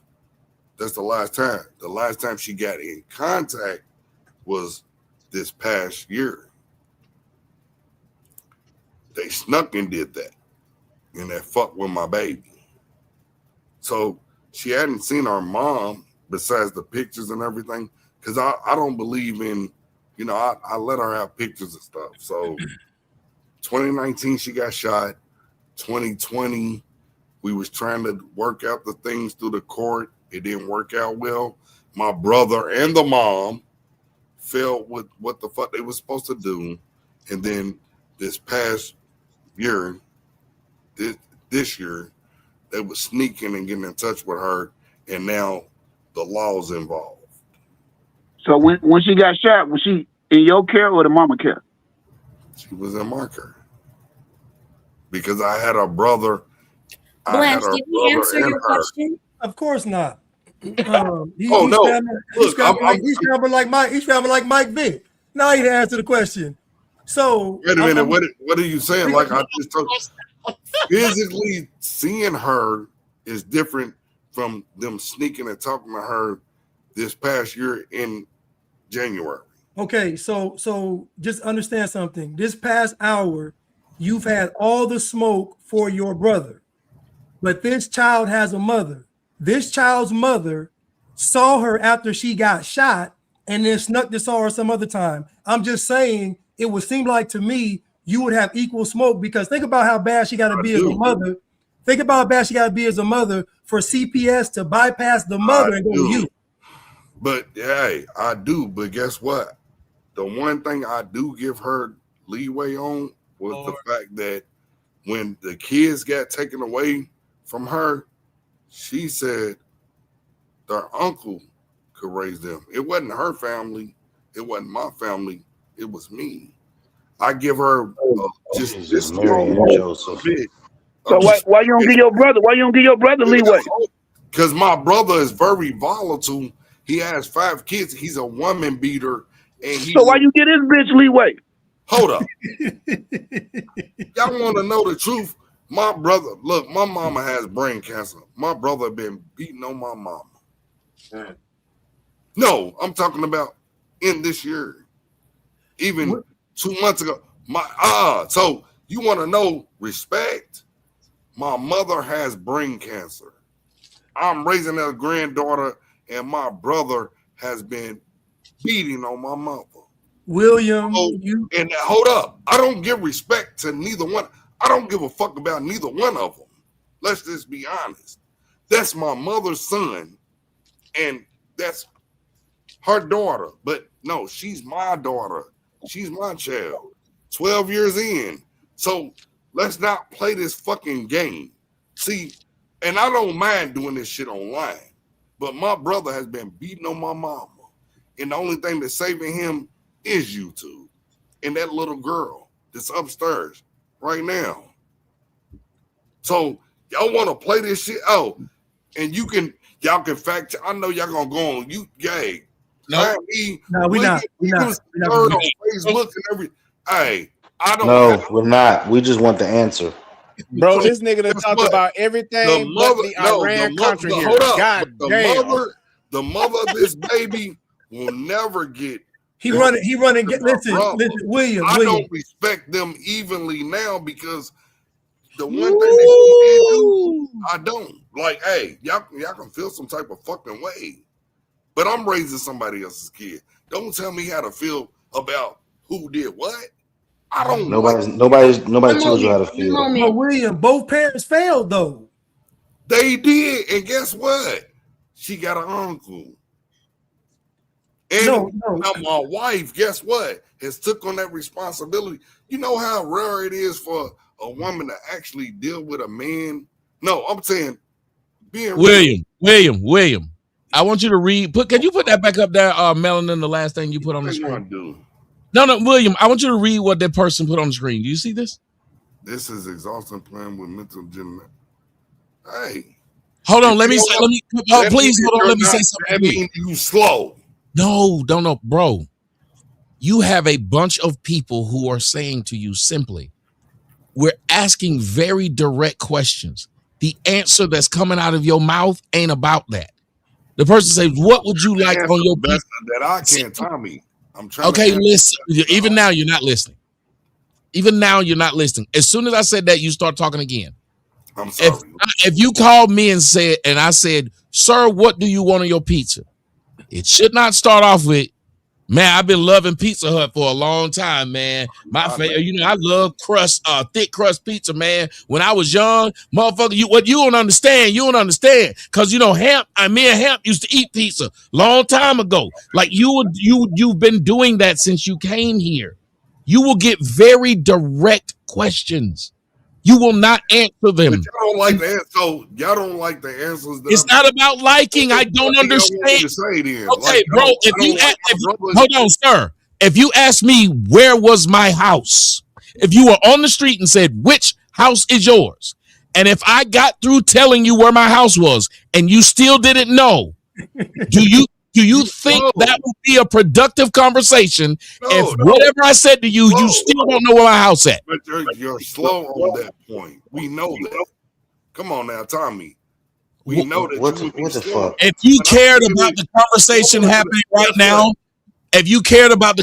happening right now, you would respect the fact that people are telling you they're lost. They're lost. If you call everybody slow, just everybody up here is slow. No, I'm not saying that. So why won't you help us out then? That's all I'm asking. But damn, Melanin. Help me. Melanin. This is why nobody believes your ass is a nerd. You can't refer to me when why. No. Hold up. For one, I've been watching this for a while, Melanin. So you tell me. No, you had a track hoe, a drag line. You still had dug your ass out of the hole you're in. What did you ask? Tell me what you didn't understand about me raising my niece, and how can I clarify? Okay, he's not talking about me. He's talking about the audience. Okay, so now I want you to clarify with you and I with the audience. Okay, you're not answering any of the direct questions being asked to you. You head into a monologue of whatever. I mean, you're doing it right now. You asked me the question. I was on the side, so you asked for trying to do it in a rabbit hole. Okay, so but you're doing it right now. You know what? Tommy, Come back up. Okay, Wait. Hold on. He need help again. Let's try this. He's switching people out. Okay, fine. Let's just. No, I don't want to be up there. Okay, good. All right, so let me say something. Let me say something. So here's the thing. William, I think a more direct answer would have been this: you don't like your brother because you have more dealings with your brother than you have with the woman. That would have been a more direct question. I mean, direct answer instead of just beating around the bush. You grew up with your brother, so you have a much more connection with your brother than you would with that woman. I would think that you would say that. Am I right about that one? Y'all don't like yes and no's though. Y'all say yes and no. No, bro. But do you realize that you give an origin backstory to every question? That's what he's trying to tell you. It's like, so somebody asks you, like, hey man, guess what? Like I don't want to be fake on YouTube, bro. But wait a minute, was that a direct answer? It's not about being fake. It's just answering the question. And it seems like you're trying to figure out where somebody is going. So you're trying to give a lot of this is what I'm telling you what the experience is. You give a lot of meaningless context and you give a lot of information without actually hearing what somebody's asking you, because it seems like you're trying to figure out where they're getting to and you're trying to beat them to it, or you're trying to give them so much information and they just asking you a simple question and you start out with a backstory. Just watch the next time somebody asks you a question and just let me know if you give a direct answer or not. Hey, I'm willing to learn. Jason has actually been waiting patiently in the back. Thank you, Jason, for your patience. Go ahead and ask the question that you want to ask. Okay, now this might sting a little bit, but I'm basically going to put the blame. I'm sorry that your mother go through what she's going through. Terribly sorry for what's going on with your mother as far as health conditions. But when are we going to start blaming the parents for these adults, that how they turn out? I mean, that boy didn't come out the womb being the way he was. It had to be some type of trauma, mental and emotional support that most parents don't even give children when they're children. They worry about the bare minimum, food, clothes, and shelter, but they don't worry about the mental and emotional support of the child. So are you going to sit there and not ask yourself that question of, where did my mother go wrong? That my brother turned out to be a terrible father? I mean, some onus got to go on the parent. I mean, if I'm wrong, let me know. No, you're not wrong at all. Like, when I first got my brother's kids, now, mind y'all, this was in 2014, right?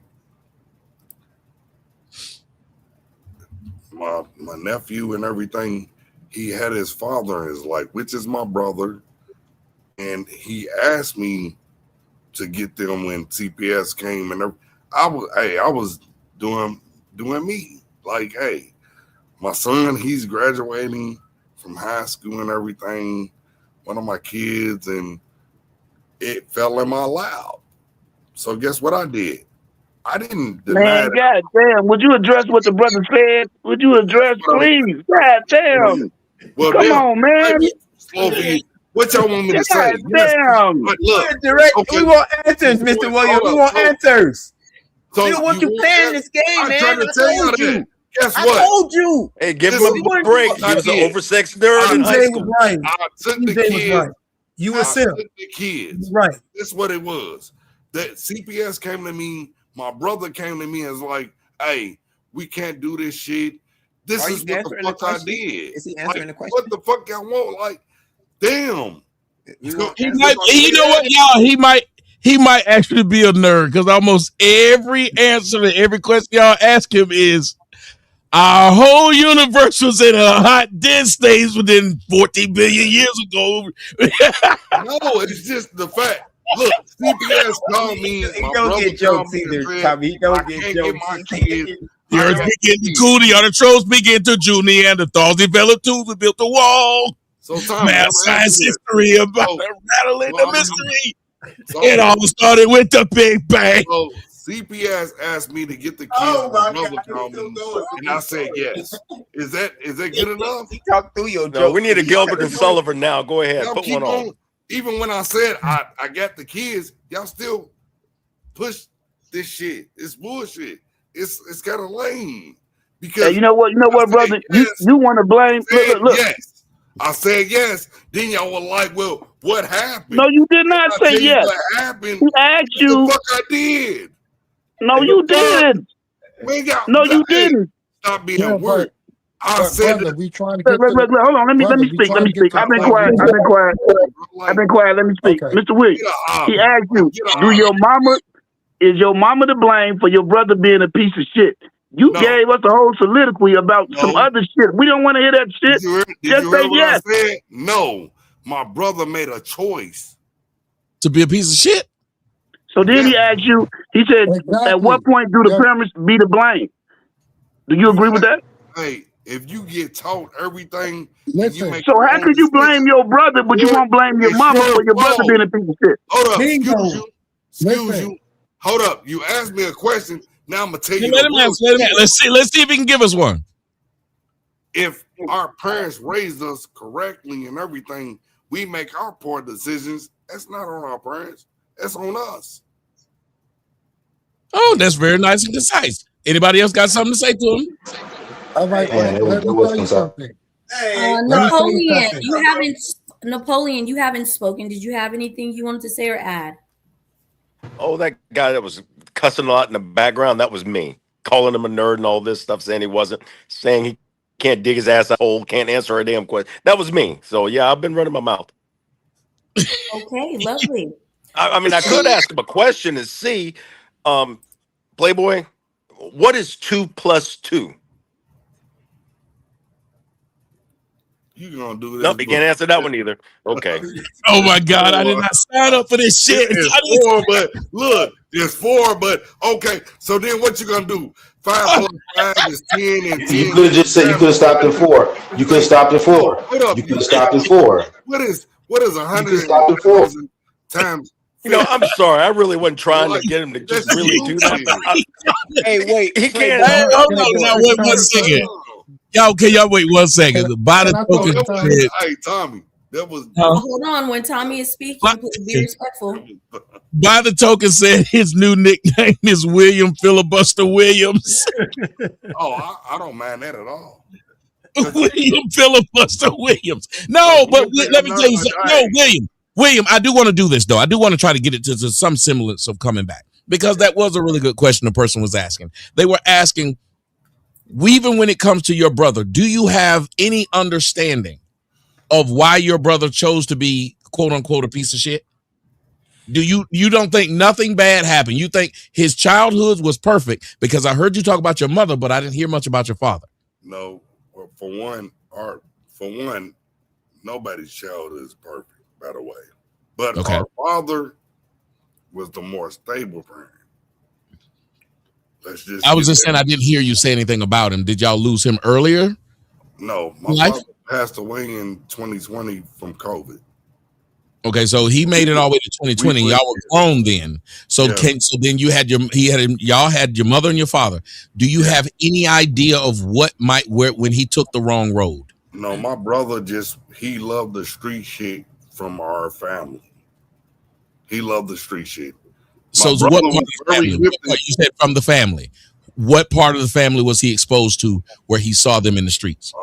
Just everything that we all would be, barbecues, all of that bullshit. Mm-hmm. And we did have street niggas, and we had dope, like all of us have. But my brother, he was actually a gifted artist. Still is. Like he can draw any fucking thing you want. He actually had a scholarship to one of the highest art schools and everything. He was, you know how to gift the ones they in No, I know, but I'm saying, which side of the family was that side that was in the streets? Which side?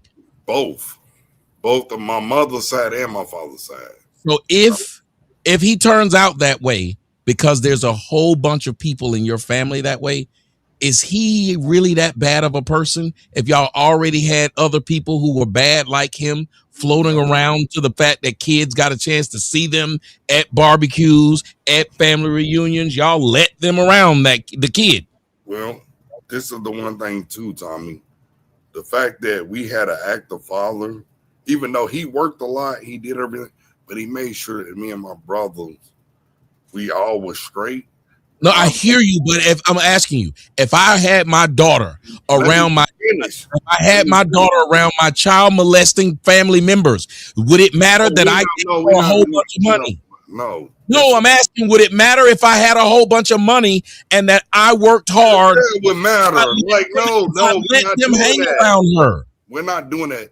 My brother did one thing, just like I fell into the cracks, because Tommy, I did become a teenage father. You fell into crack. Yeah, I know. I just was doing some bullshit. I know what I did some bullshit because I knew when my parents was. So you're not that much different than him. Oh, yes, I am. Well, explain, because you said you became a teenage parent too. I did. Now, my brother, he made and created several kids. He just didn't take care of them. He wanted to be in the streets and blame everybody and you're gifted and everything. But no, I did one thing. I listened to my fucking father after the mistakes I made, because we hard-headed as men sometimes. We are hard-headed. Yes, but what I'm saying, what the point you won't answer is, if it was already people in the family who were like this and he was exposed to them at a young age, he could have went the good way or the bad way.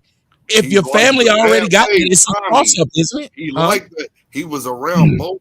He was around all of it. He chose the bad. Yes, and if you give somebody a choice, listen to what you said. Look, my brother wanted to be a gangbanger, and guess what he chose, Tommy? He wanted to be a gangbanger. I hear what you said. Chose. What does when you say someone chose something? What does that mean? They had options. He chose this, and he didn't give a fuck about whether it was like even what I just asked you right there. I said chose means that they had options, correct? Yes, and we know that he. So what I'm saying to you is, then, don't you think that parents gotta hold some responsibility for exposing them? No, I'm gonna tell you what. We did a show even earlier today. Guess what, Tommy? As you become grown and everything, you can get taught everything. You're still gonna make your own decisions.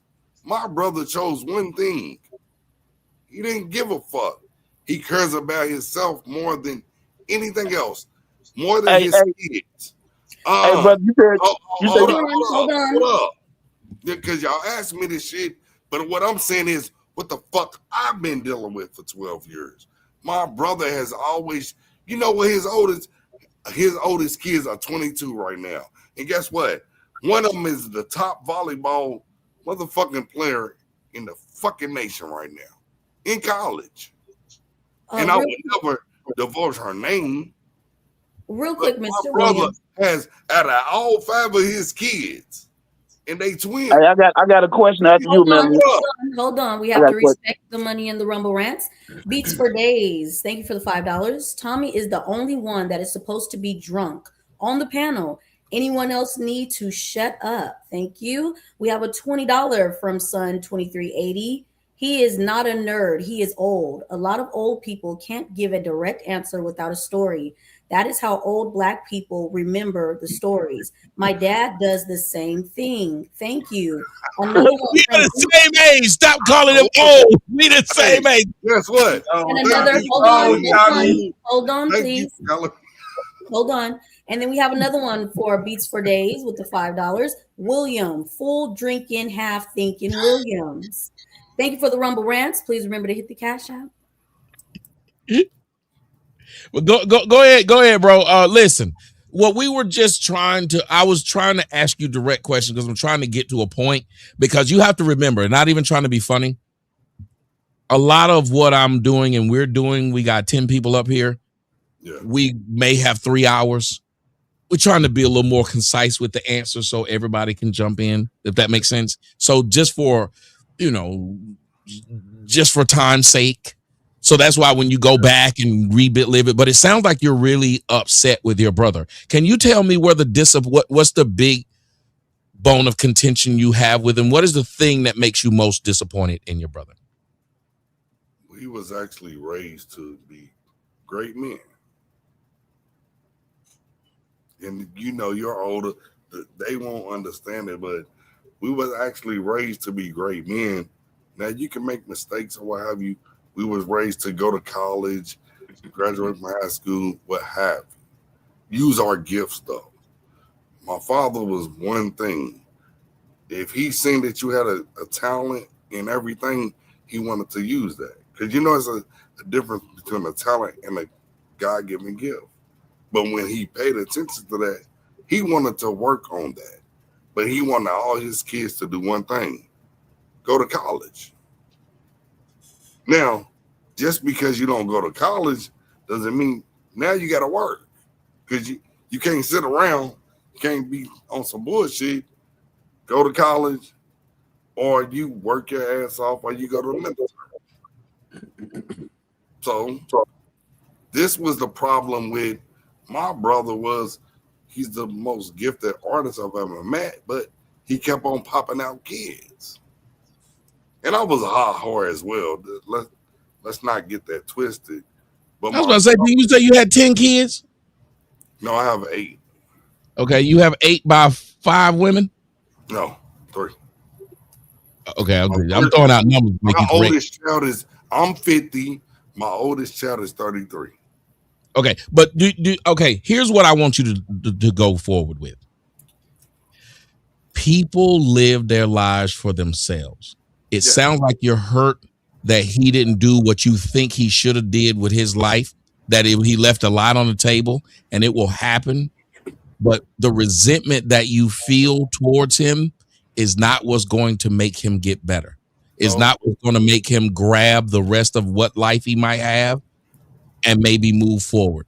That would be a fairy tale, but no, that's not the truth. Normally, that's what you would think with brothers and everything. No, my brother has did so much bullshit that I've gave passes and everything. Because the one thing, I don't like the fact that I don't like my brother no more and I don't love him. And I'm doing this online. I've done it before. Like, no, I don't fuck with him. I don't love him. Like I told y'all, he put his hands on my mama, so I don't give a fuck what y'all talking about. Well, hold on. When you said, what this guy Crispy Leg just wrote, he said, Williams doesn't listen to the full question. Yes, I do. Answer. I do. Not you prove it right in real time before he's done. That is crazy, sir. But guess what, though? But Melanie, Jesus, I'm you gotta respect William. You gotta respect Melanie. You gotta respect the money. I'm old like Tommy. Like Tommy, I know, but William, he's reading a rumble rap. You have to respect the money. But I'm gonna, yeah, let I'm 50, finish. baby. I'm 50, baby, and guess what? I don't give a shit. Okay, all right. When somebody's disrespecting me or what have you, now, hey, you is disrespecting you? Now, Tommy, hold up. I have not disrespected you. I was trying to read this money that I was sent. Hey, look, and I told you I was wrong on that, but so let me read it. Punk ass niggas, what they talking about? Let me read it. If you don't give look, hold on a second. If you at your job and your job is to lay down train tracks, and I can't stand trains, old punk ass train tracks, do you think I should go at your job to talk about some fuck these trains, nigga, while you trying to lay these tracks down? Or would you think that I should wait till you come home and then tell you fuck them trains? Yeah, no, I was wrong. So let me lay down these tracks. Let me lay down these tracks, sir. Williams says it doesn't seem like Crispy Leg said Williams doesn't listen to the full questions. He starts answering before you finish the question. Now, here's what I'm going to say in response to that. It does appear that way, and you did it in real time. It seems like what you're doing is I don't even know if it's the anger you have towards him, because you said it's the fairy tale and you just don't deal with shit like this. He put his hands on your mom and stuff like that. But you also have to understand or even wonder, where did he even get the thought that putting his hands on your mom was okay?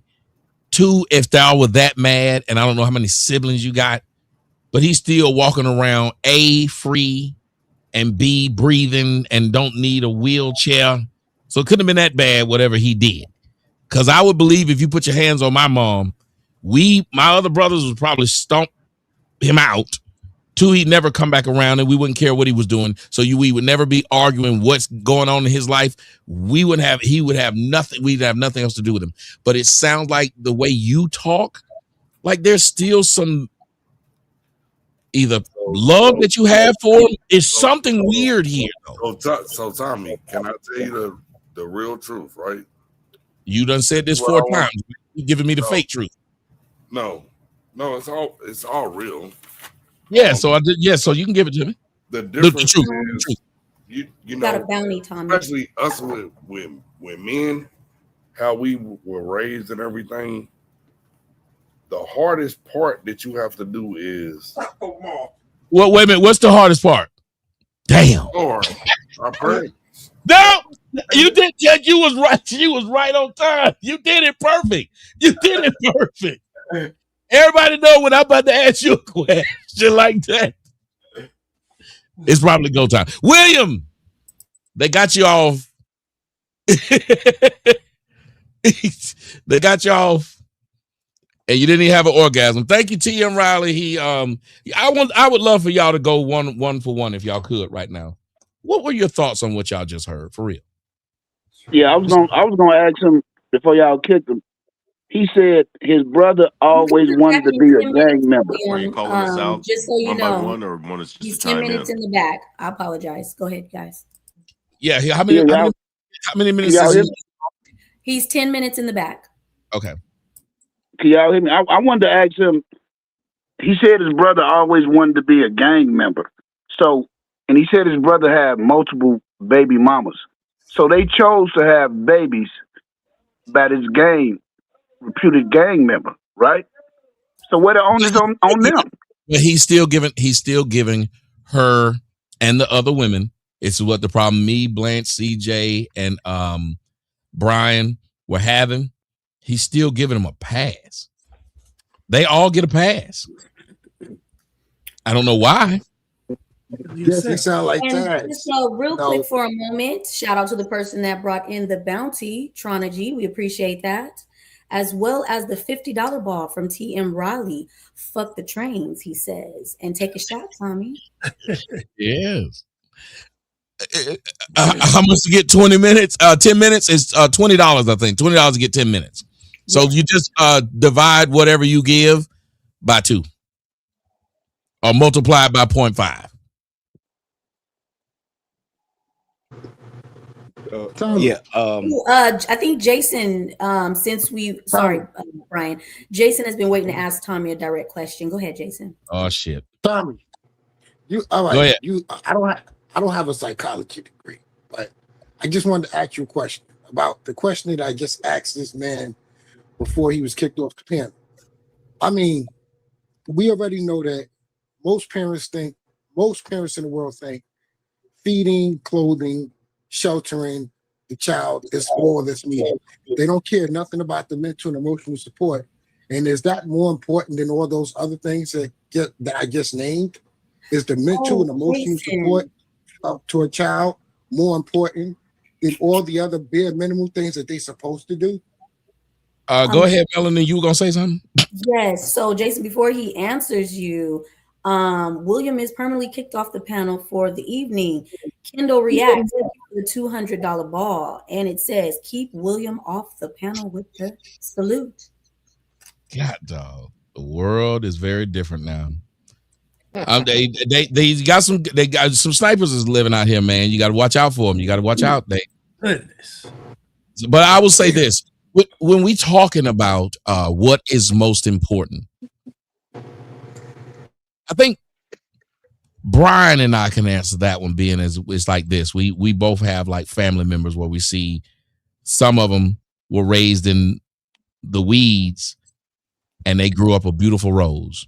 And some of them was raised in a wonderful, beautiful, curated garden and they grew up to be a piece of shit. When you ask which is more important, you have to just look at it this way. Each child is different. Each child is different. And your job as a parent, when you have multiple ones, is just like being a coach of a football team. I remember Bill Parcells said he don't talk and treat each one of the players the exact same. You can't. Some of them don't respond to the same thing. I know I was the quiet child. My mom will tell you, she'll say some stupid shit that ain't true, but she'll also tell you that I never had to be told what to do. I knew what to do. She never had to tell me, make sure you do your homework. She never had to tell me, God, get in the house before it gets dark. She literally never had to tell me regular things. Now, I don't know if it was basically that she didn't have to tell me or I had enough reverence for her, just I knew to do it. But I still, times, I look back and I say, well, yeah, I wanted to sometimes feel like you might have needed to give extra effort with me. Bitch, I don't like the fact that you give my brother all this effort. This nigga he go to jail. Everybody won't go help him. He go do something to me. Y'all all expect not only am I supposed to be okay, but if y'all need some help, I'm supposed to give you some. It's this weird thing which says, even though y'all could all share the same DNA, they're kids that came out of the same vagina with the same sperm. And one of them kids is a dumbass and a jackass. And the other one is a Nobel laureate. It really sucks. But if you're going to be parent to multiple children, don't try to blanket raise them. If I would tell you anything, Jason, don't try to blanket raise them because they're not the same. Even when you have twins, they're not the same. My brother got twins and they're completely different. Like one in of fact, them Tommy, I am a twin. You know, you met my twin brother. Yep. But go ahead. He's conservative. I'm pro-black. You know, and it's just that when I was listening to the brother, you know, sometimes like I've even heard you, Tommy, you have critiqued your mother on her raising of you. You mean he had no critiques of his mother. This boy just came out the womb ready to go out there and gunplay in the street and all that.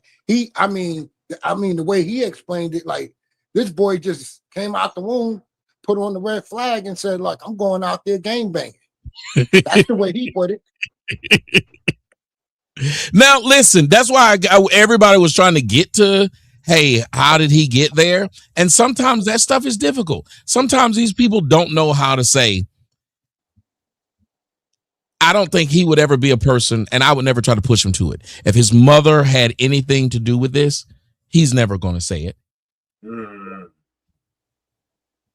lot of people feel like that's treason. In the black community, in most households, it's treason to say something about your mama. Your mama could have done the worst shit in the world. You'll hide it for her.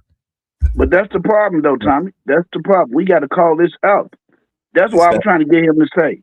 I was trying to get him to say, okay, you said your brother is a piece of shit. And then the way you described him, you said he was always like this. So what about these women?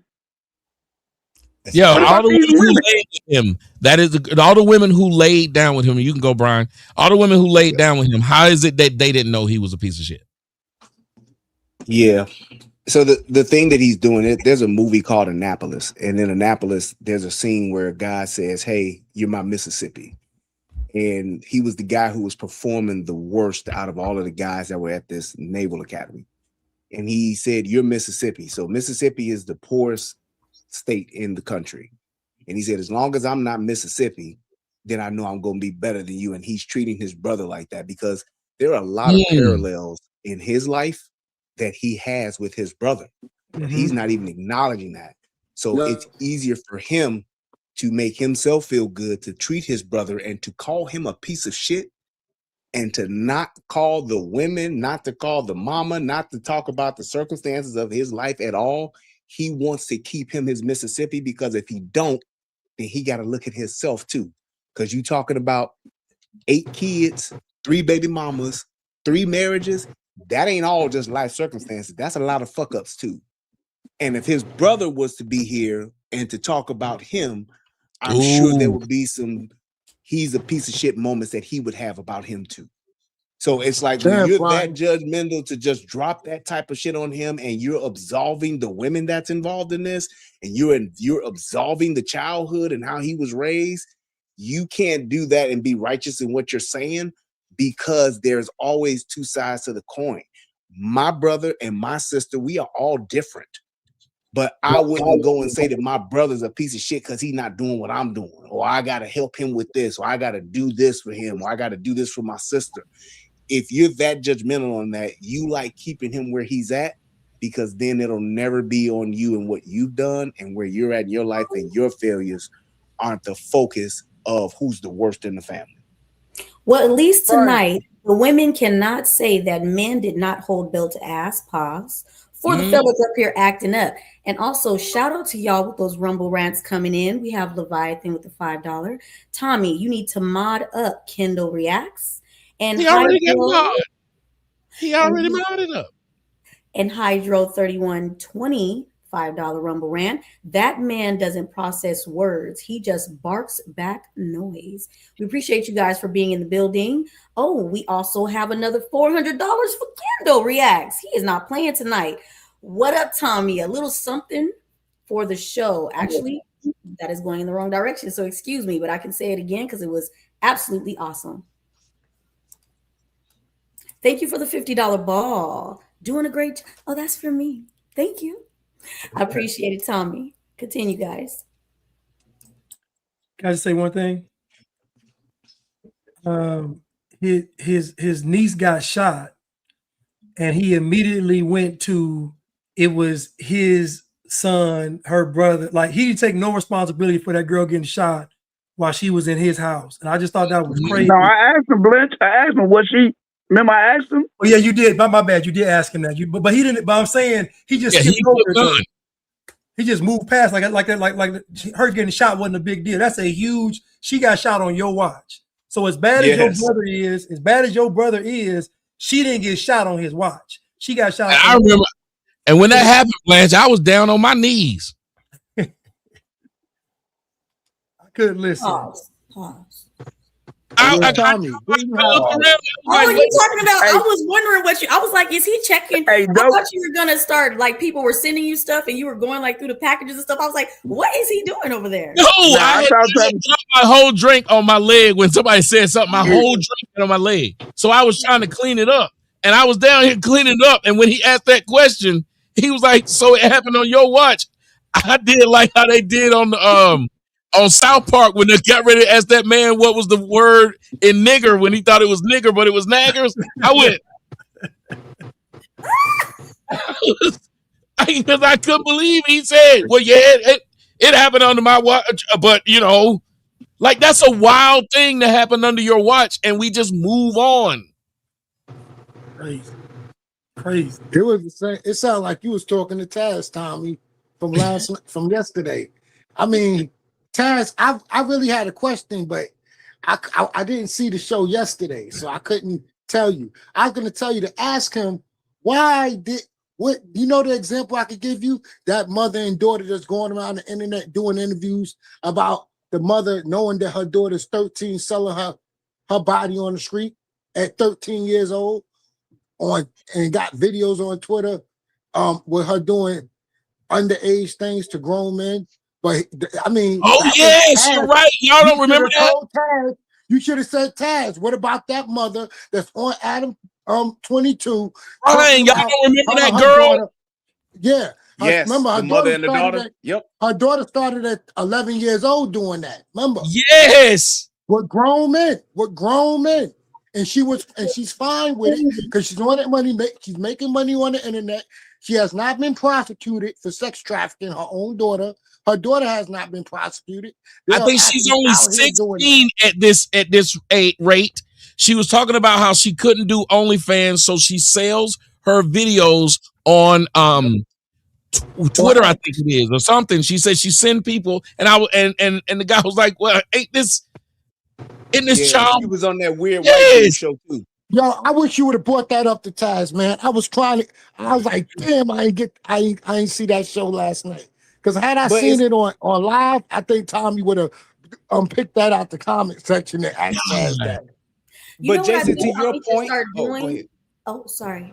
I think sometimes on Tuesday we should probably start reviewing some of the debates you're doing with some people, because we tune in and I think sometimes we have a lot to say. At least key points would be cool.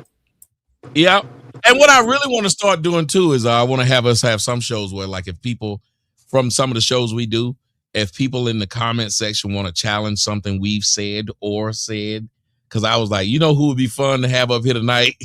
Captain Cesario, when we was doing that first. Cap would have went off on us. Hey, I was about to say, isn't that the last?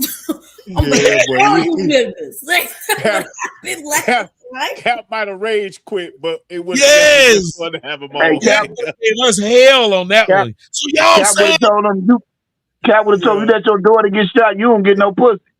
That's what Cap would have told. Shout out to Sockmess over on Rumble with the $5 Rumble rant. Some people like to talk with no intention. Thank you, appreciate it. Hey, that was $5 he gave. I wasn't. It looks like it's in a different. No, it's Bitcoin, different currency. Oh, okay. It says USD though. It said it equals in USD. Nice. Yeah. That's why I was saying I can't see it on my end. Oh, that's what you were talking about on Rumble when you were because you were doing like a broadcast about how you can do. Oh, that's cool. This is the first one. Shout out to you. Yeah, somebody using it. Hey, see, them advertisers work. Matter of fact, let me see if they got the advertisers for me now. Let me see. I haven't even done that. Y'all, I ain't been doing my damn job. They got a bullshit. Excuse me, they got one.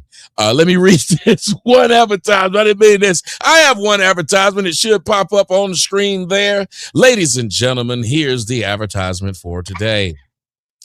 Freedom and safety have often been seen as going hand in hand with responsibility and proper preparation. Being a responsible owner involves commitment to being well-trained, knowledge, and equipped with the reliable safety gear. Protecting a household requires more than just equipment.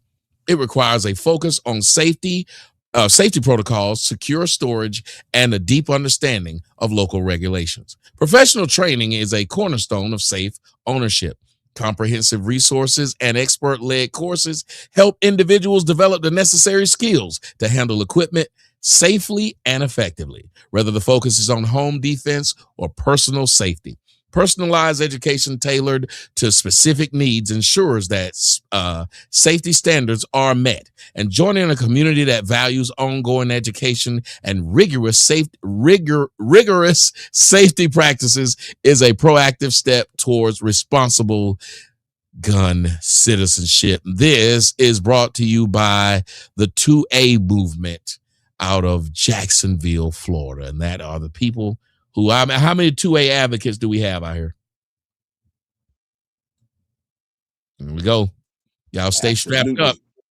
This is from the United States Patriot. Stay strapped up, baby. Yeah, that's right. But only when you talk about weapons. If you're not talking about weapons, if you're talking about sex, go raw. I'm in Chicago. It's hard for me to Tommy. The 2A in Chicago.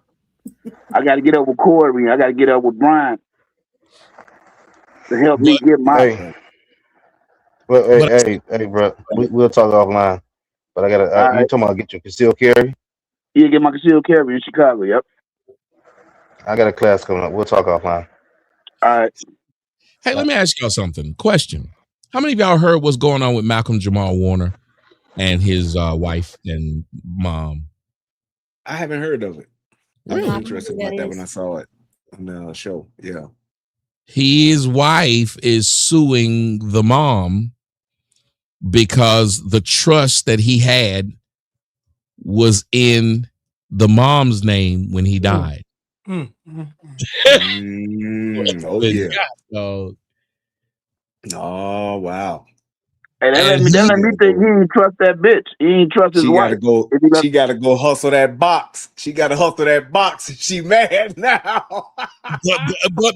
but he had told her, when I die, you get everything. Yeah, okay. But again, trust he told the wife that. Yes, but trust and will. If you don't have a trust or a will, what you said don't matter. And we don't trust them. They lie to us all the time. So all is fair in love and war. But are you okay then with her getting nothing, even though she's the mother of his child? How old is the child? I think the age matter. If she has a seed. Yeah. Well, the age matter, but I think the child was a little child because that's the one he was on the island. He was out there in Costa Rica with, and he jumped in the water to try and help save her. So I think she's like 7. I'm okay with it. Yeah, that's a little complicated, Tommy, because he got to, we were just talking about man taking care of their seed, and he do got responsibility. But can his mama take care of the seed too? Right? If he leaves it with the mama don't want to give him anything. Or maybe he should have left. He should have left enough for the kid, like however much it takes to raise a kid. Oh, not only that, I forgot one more thing. He also had told her he was going to get life insurance, but didn't. He didn't do it. See. So I think he probably of course he didn't anticipate his untimely death, obviously, but I think he probably meant she gets everything because I'm quite sure he figured he would outlive his mother, and then if something happens to him after his mother, it would fall to her. But because he's died, earlier than that, then she's the person who's in charge of the trust. Well, my girl who's a lawyer said something that made me. I said the same thing, and then she told me, she said, if he had enough wherewithal to have had that trust done back in 1996, then that means he would have had enough wherewithal to have it changed. Right. Yeah, and that's what I think that she's saying she thinks it might do it. Yes. How long were they married for? He didn't do that intentionally. How long were they married? He didn't do that intentionally. Yeah. How long were they married for? I think they had about 10 years in it. He didn't trust her. He didn't trust, but he didn't trust. Yeah, exactly. He didn't trust her to that degree because he's thinking by the time I would die, my daughter would be grown and hopefully married off or whatever the case may be. And then, yes, mama would probably be gone. And then, yes, she would get everything, which is probably why he said it. But I believe that he didn't change it because in an untimely death, I believe he figured my mama would manage my estate better for my little one. And he left it like that on purpose. Yep. Well, I got to ask you, Melanin, how would that make you feel as a woman who's with a man? And I don't know what was going on in their house, but like Brian's saying, something about the situation made him, and it could have just been he was irresponsible. There's a lot of old niggas like myself that's just irresponsible. I tell my daughter all the time, I ain't got no motherfucking life insurance, bitch. If I die, that's it. You ain't shit, Tommy. Well, Tommy, I am a life insurance agent. Taken care of. Though. I am an insurance agent, gentlemen. I tell all these people, if I die, everything goes with me, bitch. All this shit gonna fail. All of it.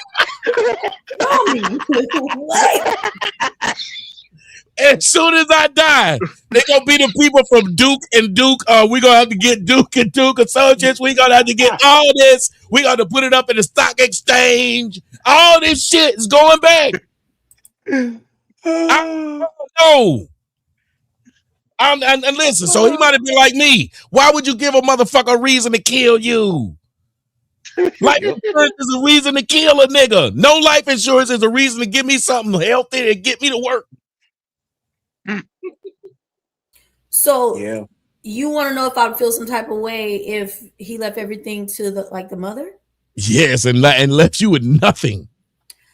I think it would depend on if I knew it or not. If I knew that the mother was in charge of everything. No, that's what I'm saying. You just found out after all this shit he died. You get ready to put him in the ground. The lawyer get ready to read everything, and he read. You ain't got shit. I'd be hurt. But I think I don't know. I think I would be hurt. But now I'm curious as to, being a fly on the wall in the house as to why, like Brian said, or I think you said it, if he could do it back in 19 whatever, like at no point in time in between time you thought to update anything, that's saying a lot about how he really feels about you, So that's a hard pill to swallow. But y'all, the nigga didn't think he was gonna die the way he died. So I think you didn't write her in anything though. At no point you wrote her in nothing. At no point. He didn't even write her a letter on a napkin. Right. Do anybody know how old he was? He was 54. 54 when she feel like. There you go. He wasn't no young. He wasn't no spring chicken. He knew he should have got an updated trust and a life insurance policy in his 50s. This wasn't no 20-year-old, 30-year-old man. He could have just added her though. That's the thing. He could have just added her. It's just like, just like with my wife in the beginning when we first got married, my mother was the beneficiary of my insurance stuff.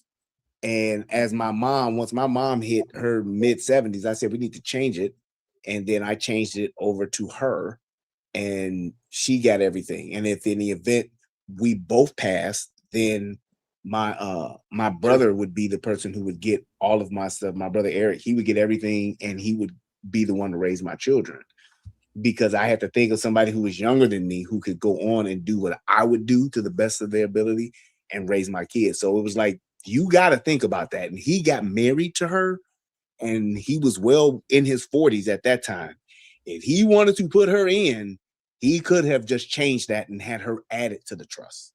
Oh, hold on 1 second. Somebody just said something, and you can answer this, and y'all can answer. I'm just gonna throw it back out there. Son just said, and I after reading what he said, I was like, oh, that is true. I think a lot of cops and firemen do it too. He said a lot of people in the military do this. They have went on and gotten remarried, and everything was still in the first wife's name.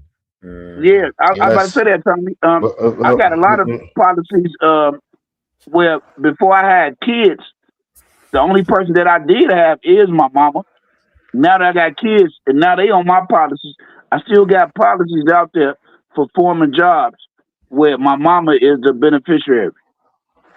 In the military, before you go into a war zone and make you do a last will and testament, just in case you pass away. Whether you have a wife, whether you have a mother, whether you have a daughter, child, or anything, you have to do a last will and testament before you go over to Iraq. I did 2 of them. You know what I'm saying, Doc, I just think, because they're just like whatchamacallit did the same thing to his wife, Barry White. Barry White never changed any of his shit. And when he died, the wife that he had been with, she wasn't on shit. And his first wife got everything. Put her ass out and all that shit. She was done. She didn't get nothing. So it's like, even as a woman, it's like, I get the fact that, you are trusting that, but that's something a woman, you should see that. I understand, honey, that you're doing all this and you're going to take care of me. Don't worry about it and all that. Because a lot of times men don't want to face their mortality in that regard, and they don't want to deal with it. But as a woman, absolutely, you should deal with that. It's like, but that's why I wanted to ask you, Brian. Like, hold on. I want to ask Brian. First off, Adonis said we having a great panel. He said he wish he could come up here, but he dealing with what's going on with his son, and he got to stay quiet on a lot of stuff. He said, but when that's over, he gonna talk. He said the same thing. What happened when Debo leave? I'll be quiet. I'll be quiet. I'll be talking again. But I wanted to get you, Blanche, y'all, because y'all will give a more, I think a serious response. Then everybody else can jump in afterwards. But what does the woman do? And Melon, you can answer that too, because you're a woman. What does the woman do if you say what you just said, Brian, which is she should have been more forceful with it? But how do you do it without coming across and sounding like, bitch, you trying to kill me or something? Right. I don't, sorry, just real quick. I won't be long winded. I don't think there's a way to do so, but aren't you able to have a policy on a person yourself? Thank you. I was about to say that. I sell life insurance. She could have got the policy on her husband if she wanted to. Y'all like, why cool. would she wait for him to get the policy? I could sell it to the wife on the husband. She can buy all kind of coverages. I don't mean it in a bad way, but like you get policies for your children. You like you're allowed to get policies. But wait a minute though. Wait a minute. If a bitch get a policy on me, I'm gonna say, bitch, you trying to kill me? I'm gonna say that. And most wives get policies on their husbands. What are we talking most about, of the man? time when people do that, like you don't tell the person that you did it. No, you could tell them. No, you tell them. No, you can. You can get a policy on your wife. First You of don't all, have to tell them. You don't have to though, right? Like, because you wouldn't want somebody to think bad of you. I just know people that have done it, which is why I brought it up. So it was like, okay, that sound. Don't both of them sound fishy? Like, okay, if I'm pushing this bitch, if the bitch pushing me, yes, I think she trying to take something. But if I find out I see this policy, right? That's what I was about to say. To answer Melanie's question, I'm sorry. No, I'm saying to answer your question. Okay. You have that. You got to have that conversation. So it's like with Malcolm Jamal. It's like, okay, honey, what happens if you die tomorrow? Car jumps the curb. Airplane, whatever the case may be, what literally would happen if you died tomorrow? And he got to answer that. And you talking about, well, my mama's in charge. Okay, well, if you gonna keep your mama on that trust, I need some type of policy. Take out $1 million policy or something like that, and whoever's gonna pay it is really the defining question to say who's gonna pay it. But you need to ask. A woman should be well within her right to ask that question. I understand. I ain't trying to come after your shit. But I want you to tell me, as my husband, what happens if you die tomorrow? Fuck 10 years from now, fuck 30 years from now, tomorrow, what happens to me? Can I say something real quick? Most men, if a woman say, hey, baby, I'm getting this life insurance policy, most men are just going to say, well, okay. Most women are dictating those things anyway. Most men go to the woman and ask them or tell them, hey, take care of that for me. So most of the time, it's going to be the woman doing that and stuff. So I don't even know why. Bullshit. If a woman comes to me, CJ, that's a fact. CJ's I told you I sell insurance. That's what I do. No, if a woman come to me and says, I'm gonna put a policy on you, baby, I'm gonna say, bitch, you trying to kill me? I ain't going. You are a person that can get a policy on. They can get a policy on their spouse without telling them. I don't gotta tell you. I'm getting. That's what I was gonna ask. I was like, that possible? Yes, it is possible. The version I'm talking about, it actually was good that they had one that he didn't know about because it paid for the funeral, or else they would have not been having to be out there washing cars asking for donations. Yeah. And then, and CJ, correct me if I'm wrong, once you go up to a certain level of coverage, that other person has to get involved because there may be health tests and things like that information. But I could probably call my insurance company today, my insurance guy today, and probably get maybe a $50,000 policy on my wife and wouldn't have to tell her anything. But if I want like $1 million, then she's why wouldn't I know this? She's gonna have to get checked out. Well, why wouldn't I know this? Because I told y'all the story several times about how my grandmama says she got policies on all her grandkids and kids. Them $10,000, $5,000 policies, man, they gonna give you that in the guarantee. You know what I'm saying? So wait a minute. Wait a minute. Y'all telling me, y'all wouldn't feel no type of way if she say, yeah, baby, I need a policy on you. You gonna say, bitch, you ain't gonna feel like. If my wife wanted $1 million policy on me today, the only question would be, is baby, who gonna pay for it? If she said, I'm gonna pay for it, go ahead. Because here's the thing. If she gonna kill me, you better not miss. That's all I'm gonna say. You gonna kill the king, you can't miss. But I don't think that she would do that. But I'm just saying, if she wanted to do something like that, I mean, I can't stop that. I'm not gonna fight that. I'm not gonna fight that battle. I'm not gonna feel some kind of way about it because, like I said, I would want like my wife to be taken care of, my kids. Like she already knows the plan on what to do if I die tomorrow. If I died in my sleep and Jesus called me home, she knows what to do with the things that we have so that she would be able to maintain our lifestyle to a large degree. I know for a fact if my girl got a life insurance policy on me, that she would be taken care of because my daughter would kill her. Hey, Tommy, here you go. I would say she better be getting the life insurance policy on herself too. You better She not be just taken put care that of policy already. on you. There you Get that go. policy on yourself too, bro. You sharing this policy. Because if Well, she sticks around and persistent around, it's to a me, it seems handful of niggas that's gonna have a problem with her, and Right. she gonna, Yes. you gonna have to spend that money quick, nigga. Yes, you better spend. Yes. She better get on the road as soon as they write her that check. Go ahead, Okay. Black. So I think this is a problem right here. They got married in 2022 and they signed a prenup.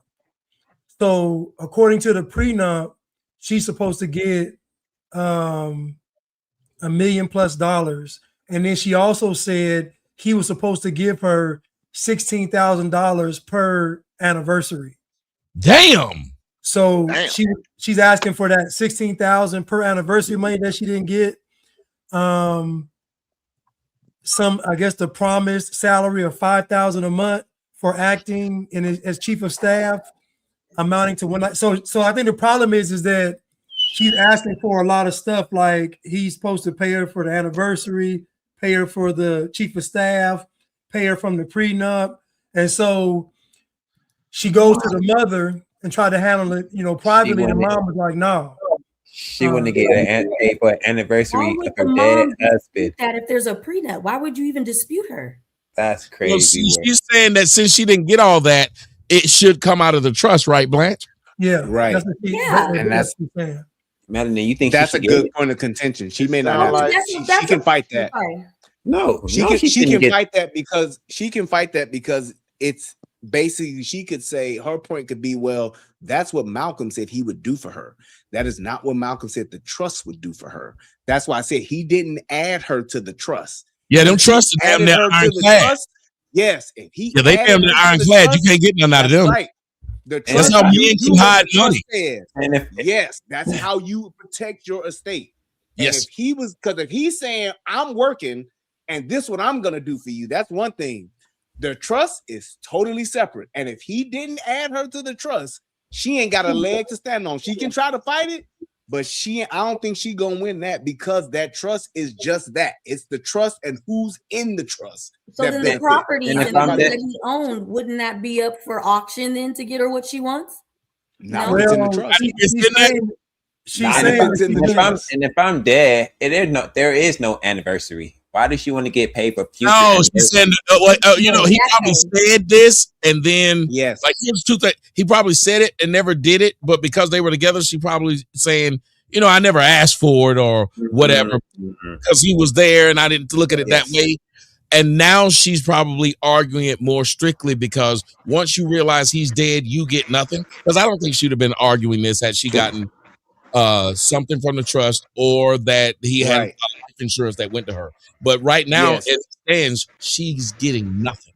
And she wants 1.2, and she says she's been struggling to care for the daughter. So I'm just saying this, right? If he think about what he promised her, if he promised her $5,000 a month plus $16,000 every anniversary, why didn't he give it to her? Because niggas lie. That's what I'm saying. That may be what he was going to give to her from his income. But he could have had it set up to where he had let's say if he had a $10 million life insurance policy on himself. If that life insurance policy is to the trust, when he croaks, State Farm or whoever the fuck he got it from, they give that check to the trust. So now the trust is $10 million richer, and whoever is in the trust, they benefit from that. She's not in the trust, so she don't have no claim to that. So whatever he promised her would have had to come from his own income and what he's providing. The trust is not him. It is a separate entity for a reason. So properties, royalties from the Cosby Show, royalties from Malcolm. If he got all of that rolling into the trust, whoever's in that trust, they smoking cigars and they planning trips because they gonna be straight forever. But if you're not in that trust, then she's the mom's in charge of it. Unless she write her into it or gives her access to it or pays her from it, she's fucked. She ain't gonna be able to break that. But Brian, in other words, Corey Wilbur. in other words, Corey has Oh, go ahead. Corey, Wilbert, and then Blanche. All right. So, one of the things is I think a lot of times it goes to what Tommy's been saying and everyone's been saying about your health and your wealth, and men going to the doctor getting checked out, and also making sure all your financial stuff is going where it needs to go. Yes, there are them hard questions and them hard conversations about life insurance, about anything as far as any assets that's going to be divided through your family, but you're going to have them. We shrug off the doctor, we shrug off talking about legal matters because we want to pass our stuff to our children, but we need to talk about all of that. And when we go into a whole thing where we think that, oh, what you gonna try to kill me? Even if the woman do try and kill me or does succeed, the fact of the matter is she's not going to get that money. She's going to go to jail. She has to be convicted. So one of the things is we always come to this crossroad of when someone's trying to kill us. Even if I was to die, my kids will be taken care of. Everything goes down to them, to my wife, and helps with the bills and everything else. I have to take care of my family no matter what. And I think that's the more important thing. I don't think Jamal Warner, I don't think he switched all this stuff over. Just as much as I had to switch my stuff over because I had 2 living will and testaments, one from my first tour and the second tour. And now we got new assets, we got a different house, we got all these different things.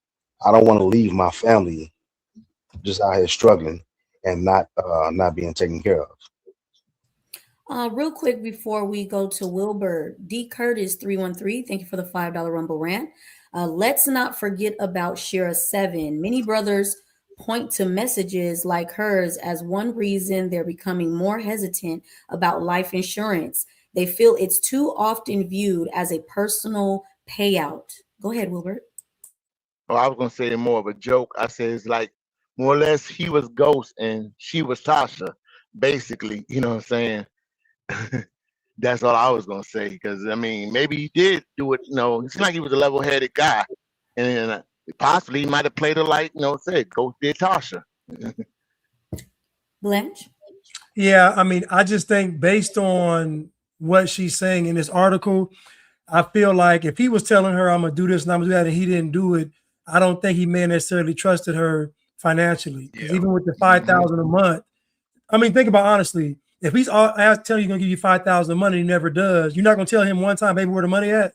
Like where the 16,000? Like not one time did she complain about the money. So I just feel like what he did was intentional because for some reason he was with the finances and his mother, she probably's in on it too. Like his mom knows. And the fact that they signed a prenup and he left it in the trust really tells us everything. Like he did it on purpose. Yeah, but can I say this? He must have been taking real good care of her for her never to bring it up. He must have really been wooing some shit because she ain't never asked for nothing. So she must have been getting whatever she wanted to have no reason to question. He did a good. He actually, you know, it's on the grave. You did that. I ain't gonna play. Yep. No, but that's what I was about to say. Like, well, didn't she kind of get played here? One, but two, by what she was asking for, didn't it sound like she didn't love him? Exactly. I don't think that she didn't love him. Somebody give me $5,000 a month, which I guess is not bad. I don't know what they may have been. No, she said he offered that. He offered the $5,000 a month and the $16,000 every year.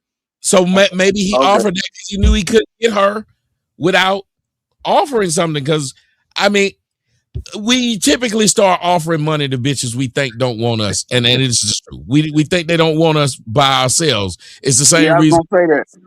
Yeah, when you start selling your car, you know this is not a great car, so you start selling other shit that's on the car and other things about the car because you know it's not a great car or a great job.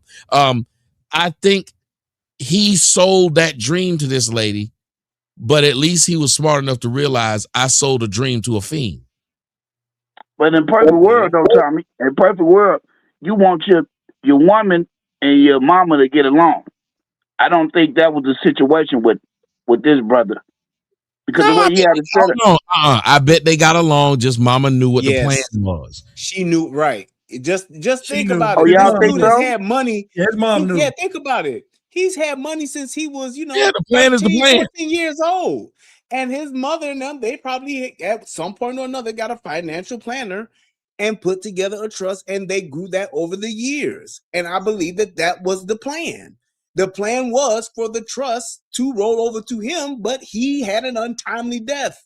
So everything that he promised her, I believe he had the intentions on it. I mean, $5,000 a month, that ain't a whole lot of money. $16,000 a year ain't a whole lot of money if you're Malcolm Jamal Warner alive and working. Yes, he like, shit, I can do that. She living with me. I just believe that he didn't think about this, and neither did she, because now she sees what her life. I mean, just think, man, your lifestyle has taken a drastic change. She don't have nothing else coming in unless whatever the hell she was doing beforehand. And whatever money was maybe in that account could be almost gone or close to it, because I'm sure there was some level of some type of financial account she had access to, but that's probably not forever. That ain't forever money. And not much. Somebody like that, you don't put a whole bunch of money in the bank like that. You're not supposed to. And like you said, putting in that trust keeps it away from a lot of people getting their hands on it. So it's a smart thing for him to put it in there. And then when you look at the end result of it, that's only $76,000 he was promising to pay her a year. That's technically not that much money for what he would be making, like Brian said, working. 76 grand to your wife who's taking care of your kids. You probably won't feel like I'm being hit over the head with it. And she might have loved him by saying, well, I mean, I'm taken care of. I'm living in the house. We're going on trips. She's not thinking he's going to have an untimely death. Okay, so can I say one more thing? Good, yeah. So the prenuptial amount was 3.4. At the time of his death, it was 6 million. So she's asking for 1.2 out of the 6. So for the mother, in my opinion, to not be willing to give her one, I just feel like the mother's like, no. I feel like the mom is like, I'm not giving you nothing, because there's something there, because the prenup amount is 3.4. The current amount was 6. So the mom is like, no to the 1.2. That mom is looking at that like, hey, y'all been married only 10 years. No. You gonna move on. Since 2022. They've been 2022. married 10 years. 2022. They've been married 6 years. She looking like you need to move on. 3 and years. Moving on ain't taking 1.2. Oh, yeah, 3 years. I give you shit. 3 years. I just said 10 years. He died I 2025. said 10 because I thought it was 10. How old was that child? 3 How years. old was The child is 8 or was 8. Yeah. Oh, so they've been together 10 years. Oh, they've only been together for 3 years. Oh, hell no. No Well, wonder. they've been married 3 years. That's their child. And if the child's 6, I'd say that's where I get it from. I think they've been together 10 years. They just only been married 3. Been married 3. And Well, I believe that that says a lot mama that a is man- looking at it. But I always hear men say they know when they want to marry. It took him a while to get there. Shut up. Don't you be trying to ruin my house. Stop saying these things. That we can let a girl that we with and still not want to get married. For a while. But do y'all blame the mama though? But CJ, do you blame the mama? If it's $6 million, Blanche, that mama looking like 3 years ain't Right, $1.2 hell million. yeah. So I mean, and I'm quite sure that the mama is like, shit, I'll take my grandbaby. I'll take her. Right, I take my grandbaby. Yeah, I take care of my grandbaby. Shit. Yeah, but the I'm prenup, not about to drop 1.2 in your pocket. but the prenup is 1.2. Say it again. Deserves something.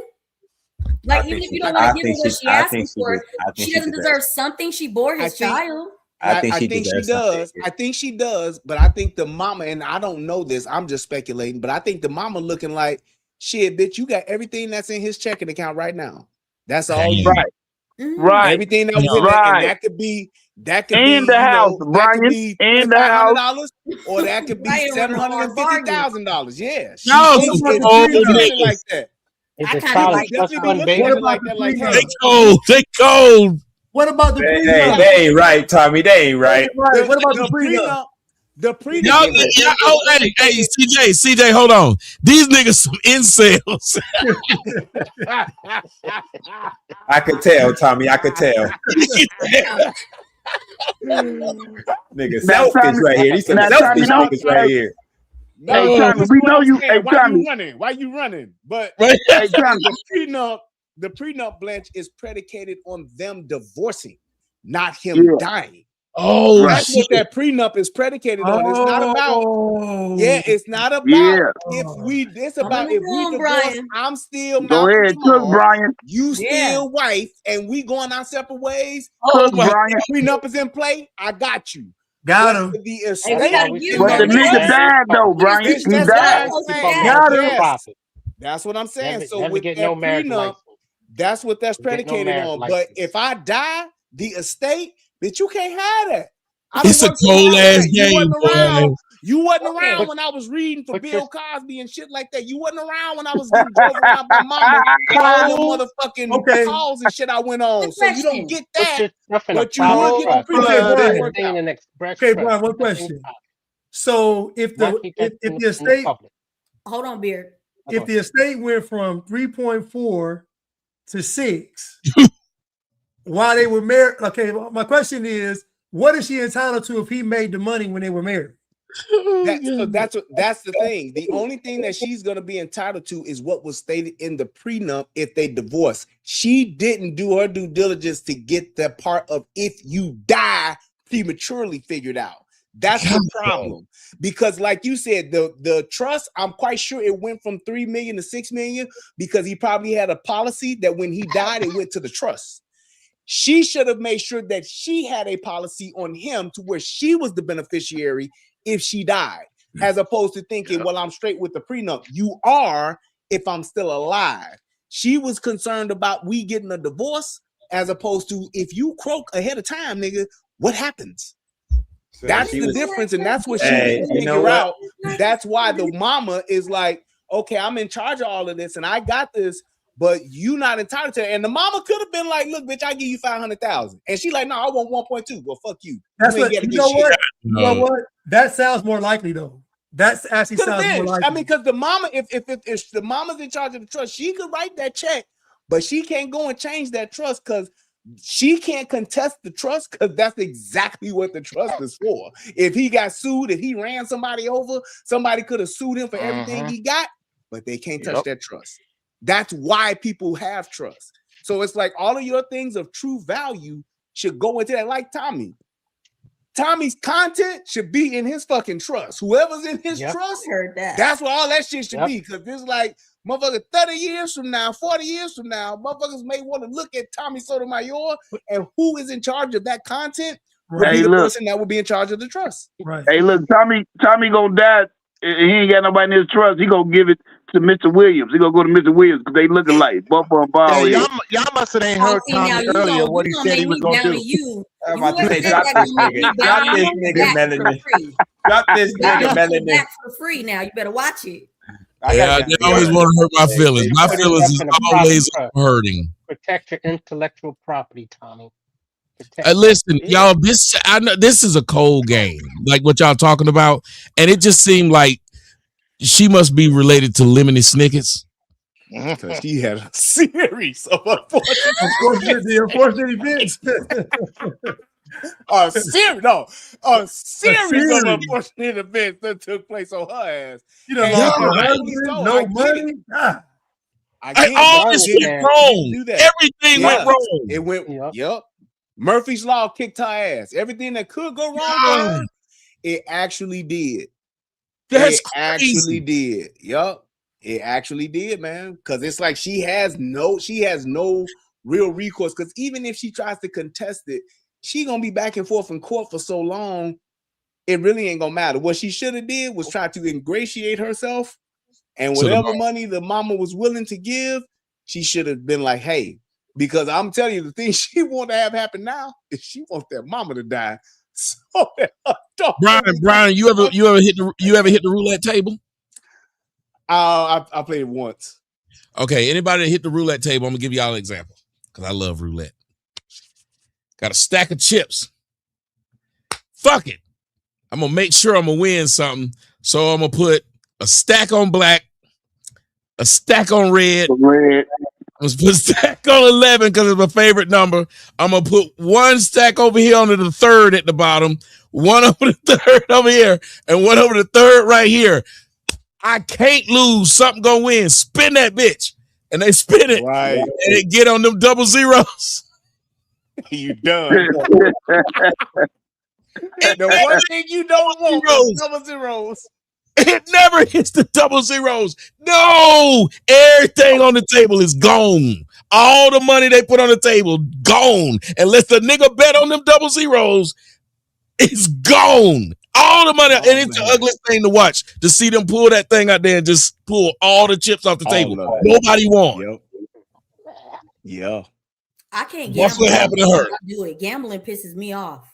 As soon as you take $5 from me, I'm ready to quit. I don't. And you like me, Melly. And you like me, Melly. I hate to lose money. Yeah, I don't like that. You didn't even give me nothing. At least when I'm shopping or something, like you giving me something, like you gonna snatch it off the table, right? Like it just feels like robbery.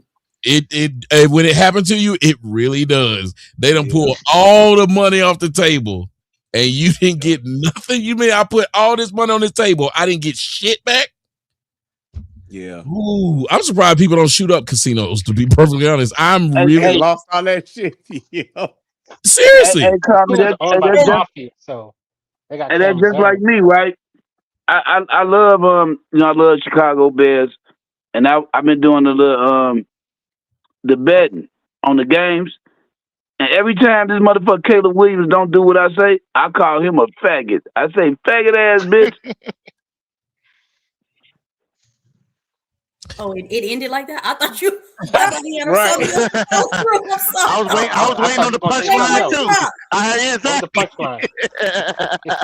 No, I bet you know they call it shit. We addicted to it. What's it called? Addiction. Gambling addiction. Yep. Yeah, we betting on the like FanDuel and all them fanatics. Yeah, I made sure I didn't do that because I do have I have a serious Juju said great story. I do have a gambling addiction, like a very bad one. I went out to Vegas a few times. I remember my freshman year in college when they would give you the money for school when I had an Pell Grant, the scholarship money, and I got it and they give you a check, but they were stupid for some odd reason. To give you the money and let you then pay the school. So I said, well, during the time in which I have this check,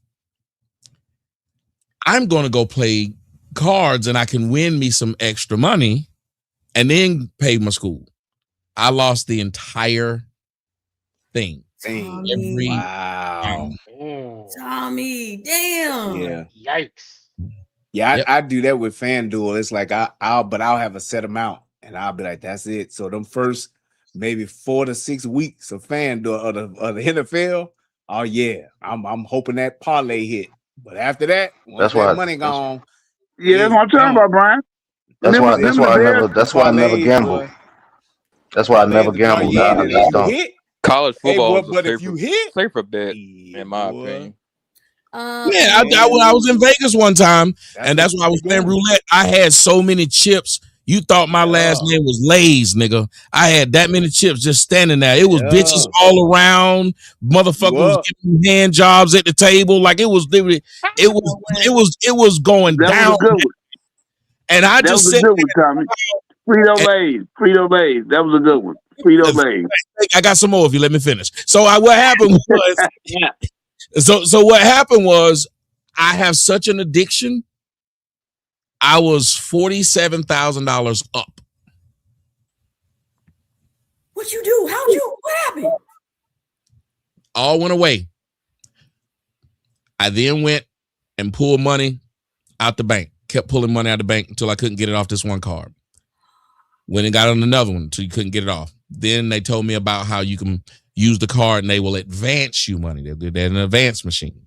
So I ended up losing $137.16 for the money that I had to get out of the thing. The banks refused to give me any more money. I would have kept going. Damn. And the worst part about having this addiction is you can't sleep for days because you keep replaying the hands. Yeah.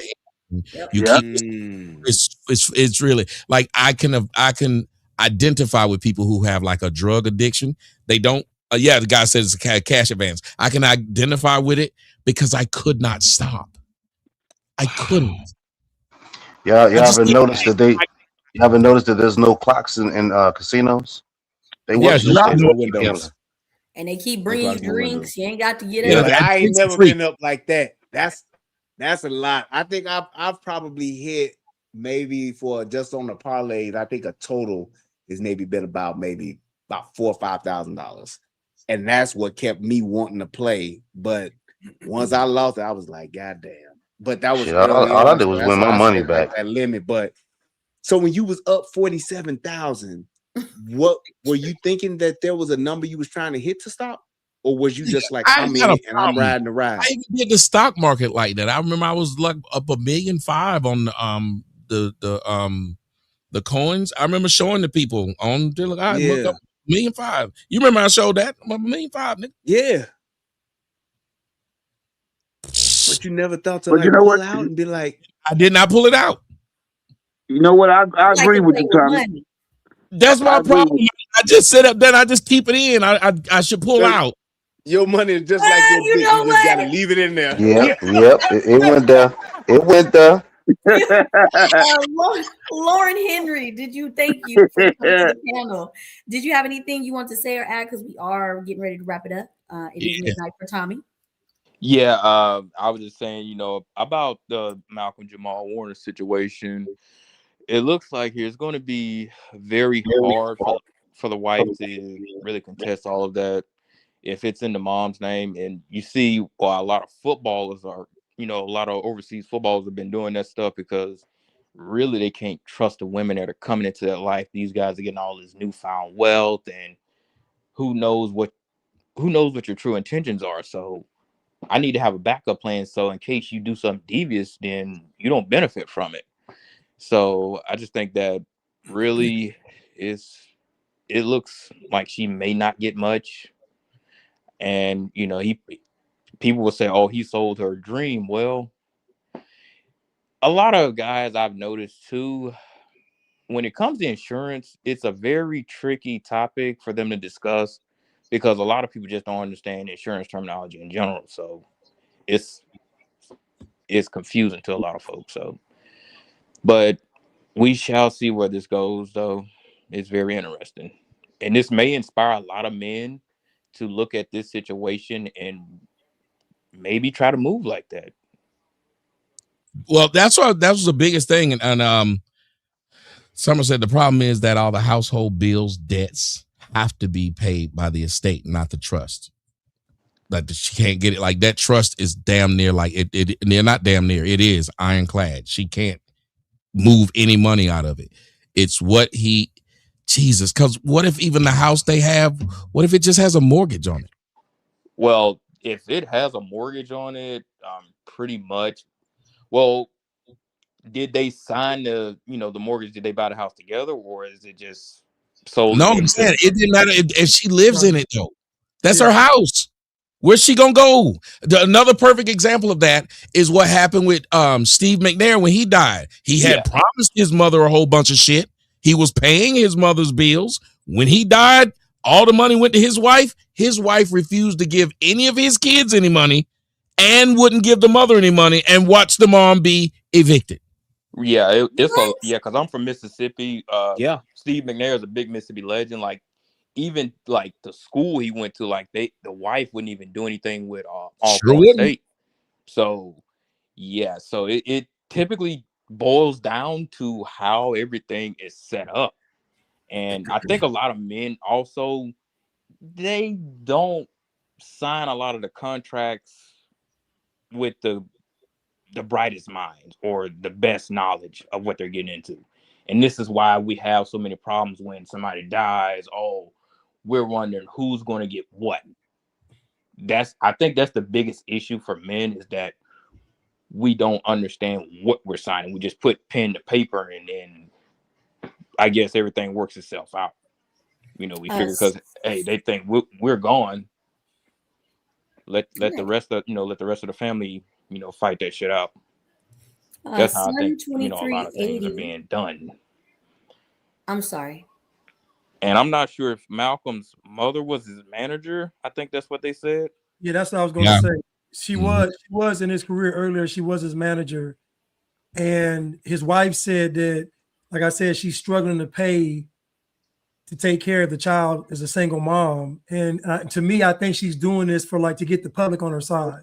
It just sounds so bad to say you're not giving me anything. But I just think their mama tried that shit. That woman still didn't give her no money. No, because he got caught cheating. She out for revenge. But she said, what was I gonna say? You think it's strange that Malcolm kept the relationship a secret with the wife? Yeah. Yeah. Nigga, you a private investigator. That man Blanche is finding out some shit. I just threw out a blank. Damn, he got some info. I threw out a blank topic. He gave it flesh. I like this. Somebody in the comment section asked, is he not exhibiting signs, just to go along with what you said, Blanche? I'll let you answer what you asked. Is he not exhibiting signs of a son husband?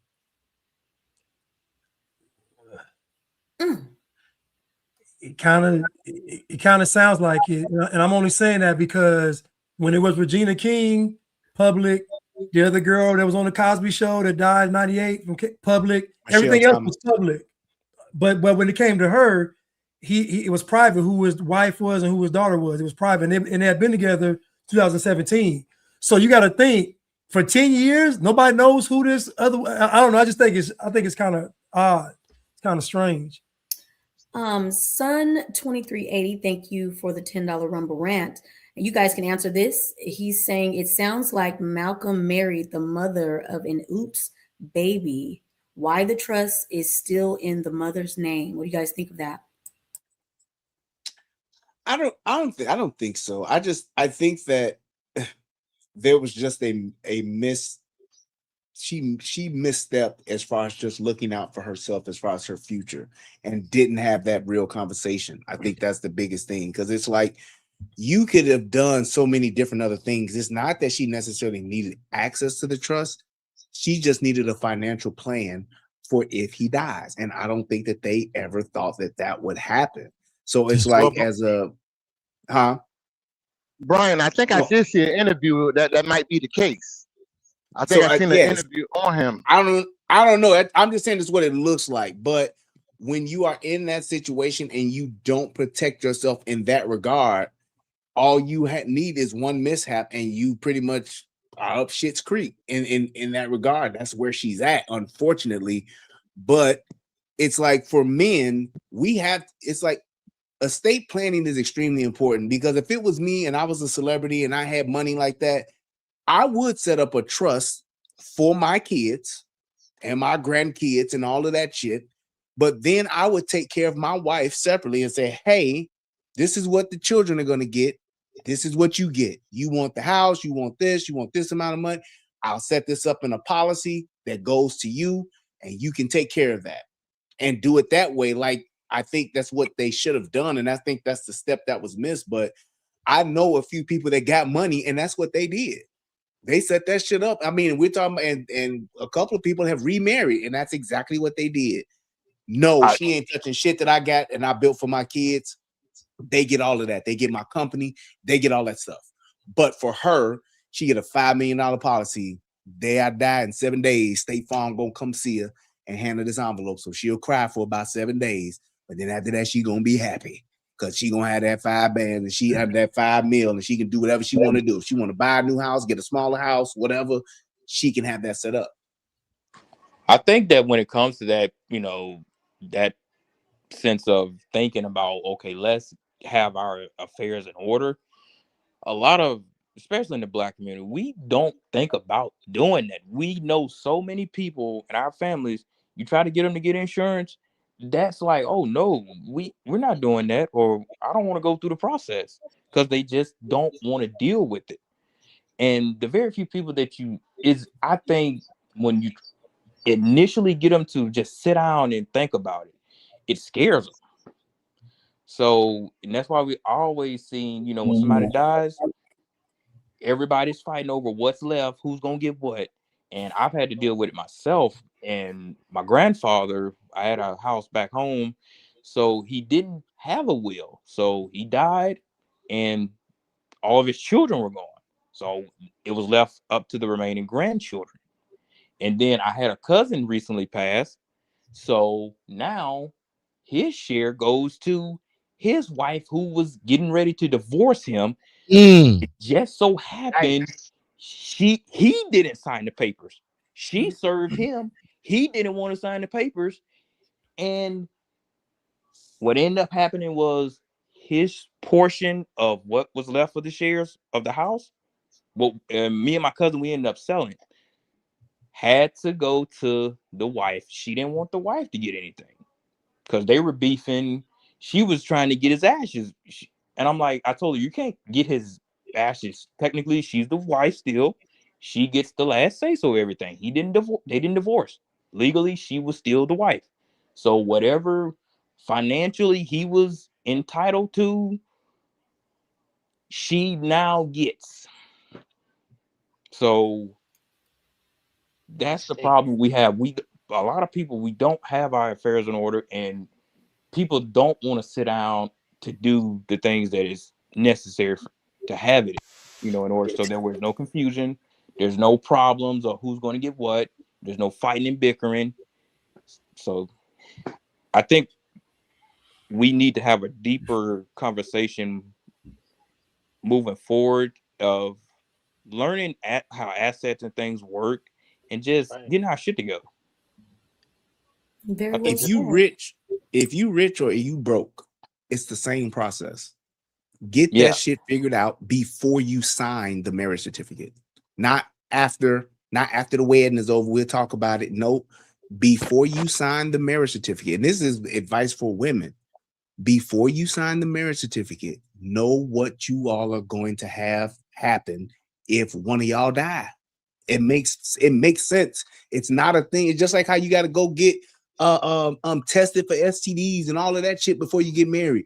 It should come along with the same thing and say, hey, if I die or if you die, I can remember someone at my church years ago, the husband died on the way to the church for the wedding. So he died in a car crash going to the church to get married.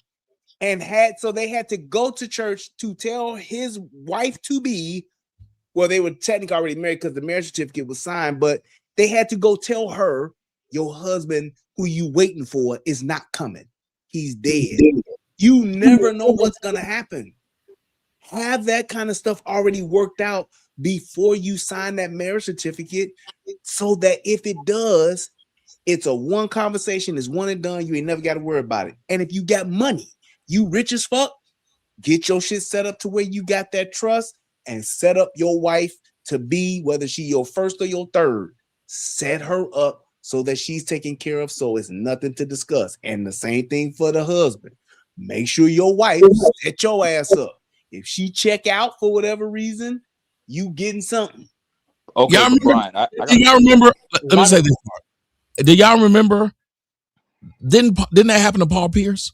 Paul Pierce, the girl he was trying to get married. It was either him or Kevin Garnett, but the girl was trying to get married, and Paul Pierce, he called it off because she wouldn't. Yes, he turned the wedding into Stephen Jackson. That was Stephen Jackson. Stephen Jackson. Yeah, thank you so much. Jackson. Okay, yeah. Yeah, he turned the wedding, the whole wedding into just we having fun. So he told his friends, drink the bottles and shit, but I'm not marrying this bitch.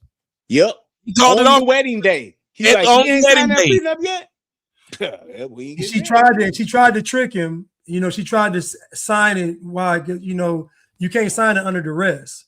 So she tried to say, let me sign it while she was crying and all distraught, but it would have been null and void if she's under duress. So he didn't fall back either. I think Stephon Marbury told him don't do it. But anyway, he got out of that. He dodged it. Yeah. I heard that. The men not playing. Y'all ain't playing. Right. We learned it, young fellas. Y'all better enrichment. You better learn something and pay attention. Go ahead, Wilbur. It makes sense. Final thoughts as well. Yeah.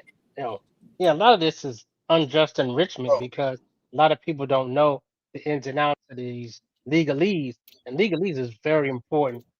Church and state, nothing to mess with. Because once you sign that marriage license, the word license means permission. And a lot of people do not know that that word license is a big word. Means permission. Only minors ask permission to get married. That's why they say church and state should not mix. Well, And that's damn, why women get half and men get shit. Because that's how it was from the 50s on up. I think it's the honeymoon phase when it comes to marriage too that just blinds the men from even thinking about the business portion of how things are supposed to go. Yep. It's thinking all is gonna be good. Oh, I think I found the one. She's not gonna do this to me. How could she? Well, you always have to be on your P's and Q's, and you have to be prepared for anything. You know, there's been plenty of men that have basically got cheated on while on their deathbed, and you know, somehow they miraculously made it and found out the woman was just fucking them over left and right.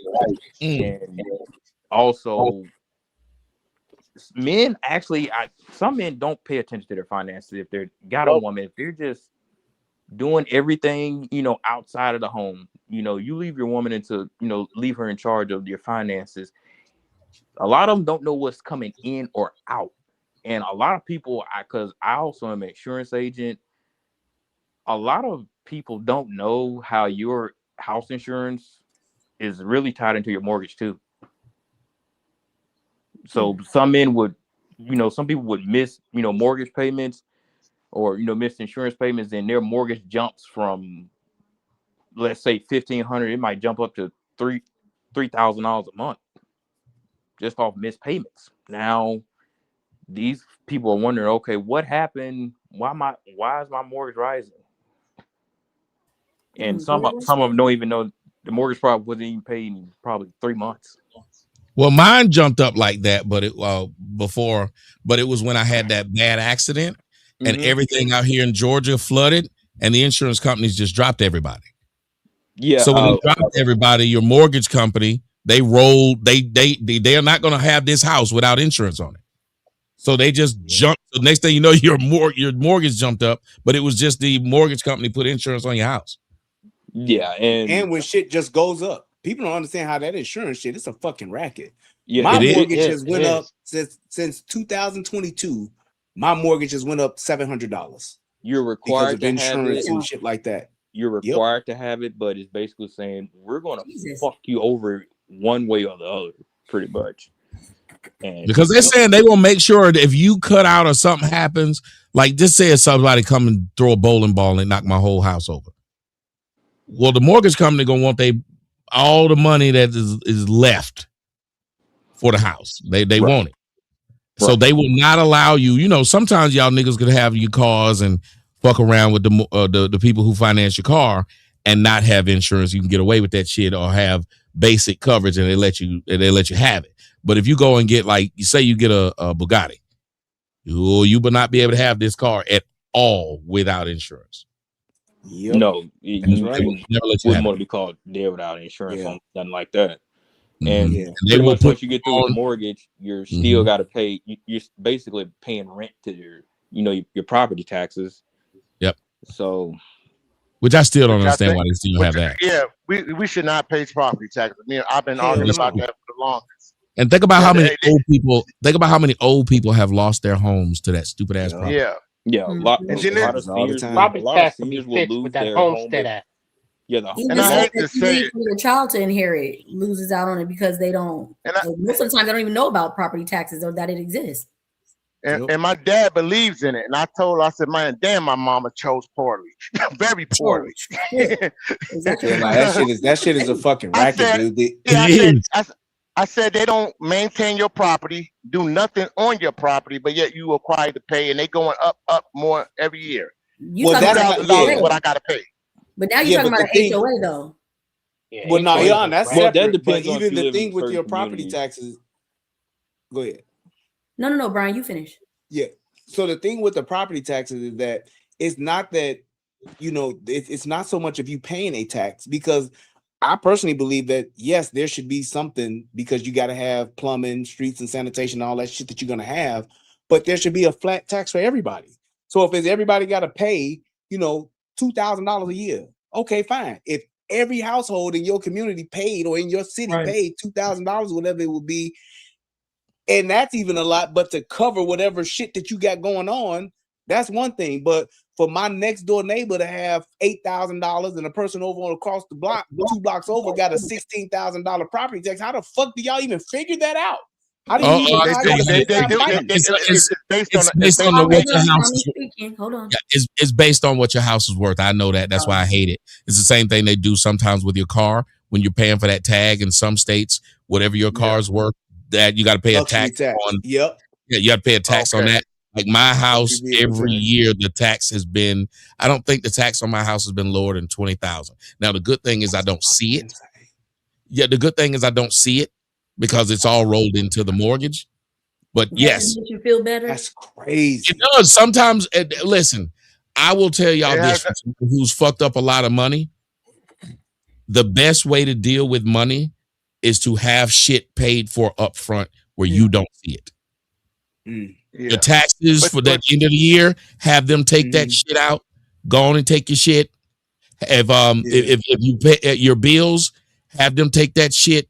Do not procrastinate. Do not say I'll pay it later. Nope. If you let them go on and take it, it don't hurt as much when you get your check. You get used to that number. Yeah, if you just wait till the end of the year, you don't know how to handle it. Go ahead, Wilbert. Sorry, Lauren. Just Tommy has nothing to do with the amount of yards that you're living on, neither. That has nothing to do with it. Oh, you mean your acreage? Acres. Yeah, that's what I'm saying. That has a lot noise. You act like motherfucker Emmett Smith and shit out there. Yeah, my bad. You know I'll be effing up words. Hey, yo. Tommy, I just what you said, bro. Does that have anything to do with it? No, your acreage, all of that will go into like what it's worth. Yeah, the value. Yeah. Okay. Yeah, it's the value of all of it. And so like they're looking at it as if you sold your house today, what would you get? We taxing you on that. So whatever your county tax is, your tax code, that's why you need to know who your tax commissioner is. That bitch send you a letter. My name is mine, and the bitch name is Catherine Harris. The reason I know because I keep reading your fucking shit. You read it at the end of the year, and you read it, and it is sad to watch it because they have it broken down like month. Yes, it's how much every month you would have owed on that, and it will fluctuate because your house might have been worth this much. And that's where the bullshit comes in. Yeah. Like how the fuck do y'all decide that my house is now worth this amount of money when the market says it's this amount? So now I gotta go to fucking down to the tax office to fight you motherfuckers on this shit and deal with fucking assessing, getting motherfuckers to come by and doing assessment on this. It's like that shit is fucking insane, bro. The fact that they're able to do that and it's like ain't shit you can do about it because what the number is at the end of the day is what the number is. And Brian, when you fight no damn house, I'll tell you that. And Brian, when you fight them, you can make it go up or they can make it go extremely down. Extremely down, like it ain't worth shit. Because I'm sorry, Lauren, go ahead because I skipped you last one. Go ahead. I can say I got extremely lucky when I sold my grandfather's house when it came down to like the taxes and stuff. They really didn't know because hell, I was lucky that where the house was, they don't keep up with shit because it's just a poor ass county. Because I moved to Arizona, so I had to handle business all the way out from the West Coast back down south. But luckily, it wasn't that much. They really didn't send notices or anything to me or my cousins about the taxes and everything. So pretty much we got lucky on that. So we sold it pretty much easy and got what we could for it. But when you're dealing I think when it gets to the cities, especially like places in Illinois, because I have an uncle that lives up there, he says so many people are losing their houses because the property taxes are so damn expensive. Like people are getting $30,000 property taxes. And when you look at some of the places where they live, shit, you're wondering how the hell they're paying that much for just property taxes alone when the houses are damn near next to each other. They're getting behind on it, number one, and what they do is do like anybody else. Once they get behind on it, the city, the state, or the county will just put that lien on your shit. Yeah, and I think that's why they recoup houses and stuff. And, just take it from the people. It's just a fucking. I think that's one of the biggest corrupt issues it is, especially a lot of liberals. They make the American dream not really like it's so far. Like it. Yeah, it's so far off. It's not it's like, and you hear what Melanin said. She said, listeners talking about it make you say, why the fuck would I own a house? Well, if you got to look at it, the majority of people in the United States don't. Yeah, that's why more It people doesn't are sound turning too to damn wanting to rent. enticing.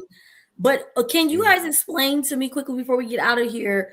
Because I hear people, well, not a lot, but people will like bury their people on the property.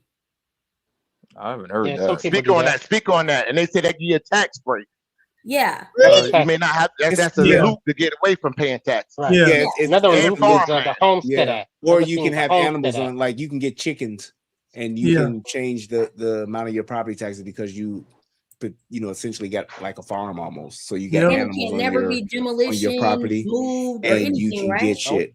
Well, you can get certain shit, but if you do move, you can move, but it's always going to be there unless you exhume the bodies and take them with you. Then they would be there, and then you have to disclose that when you're selling the house, because there are other exemptions and stuff that you have, but people got to deal with that. So it's like, do I want to move into a house that got 7 graves in the backyard? That's not going to be appealing to the seller. To the buyer rather. So it's like, that's how people, so it depends on if you're going to stay there. If I got 10 acres of land and y'all all the way in the back, that's one thing. But if I'm on a quarter or a half an acre and I can look out the back window and see fucking 4 headstones, then that's totally fucking different. I ain't gonna want to do that. But most people that do it don't sell. It stays in the family. But yeah, most people who have properties like that, they stay in the family and nobody ever leaves because that's what they do. So, but you do get certain exemptions for that shit. It's crazy. Thank you for explaining. It is after midnight. It is 12:30 in the evening for Tommy.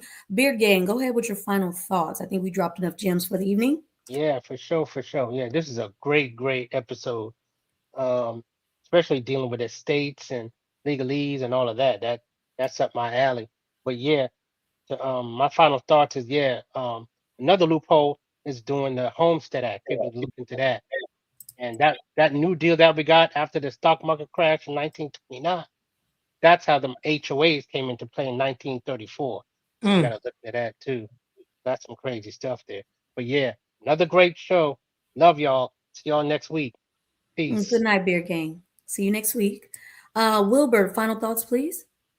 Oh, yeah, there's some bad fathers out there, but it's some on low key. There's a lot of bad mothers, way much more than there are bad fathers. That should be high key. Go ahead. Hey, And, you better thank you let William hear that. We better let exactly. William. That's who I want to hear that. And I appreciate y'all having me. And Tommy, Brian, and Melanie. Yeah, have a nice night. Have a good night, Wilbur. Thank you for being here. Lauren, this is your first time being here, but you dropped great knowledge. We would love to have you back. Go ahead with your final thoughts, please. Yeah, I've been up a few times. I haven't been on when you were on, but yeah, I've watched Tommy regularly. But I think also this was just, I think moving forward, parents, grandparents need to sit down, with their children, have everything ironed out, discuss the matters of what they have to make sure that if you want to keep everything within the family, y'all do what you need to do to get your affairs in order so that way it isn't any drama between everybody when it comes to that time where somebody has to pass on. Everybody know what the deal is. And I think it also should be an important lesson, financial literacy taught in schools to the younger generation as well. I think they need to really educate these kids on just simple matters. You'll be surprised how many people know how to fill out their own W-2 forms. So I think that is one of the lessons I feel that could be taught, especially to younger kids move on. Wonderful. Thank you for being here. We appreciate you. We'll be here every Tuesday, so definitely come back. Have a wonderful night. And the royal penis is clean, Your Highness. You guys have been awesome. Blanche, tell them where they can find you. You can find me on all platforms at He Is Blanchard on YouTube, Instagram, Twitter, and Free Blanche on Rumble and TikTok. Brian? You can find me on YouTube at Brian's Brain Podcast. And you can find me also on Rumble at Brian's Brain Podcast as well. And thank you for having me as always, brother. I appreciate you and love you guys. Melvin, you're doing a great job. My final thought would be estate planning. It's something we don't know about, but it's not very difficult to do. Whole life policies when your children are very young, they're very cheap, and it can help them when it comes to them becoming adults and getting in college. If you got money, get a trust.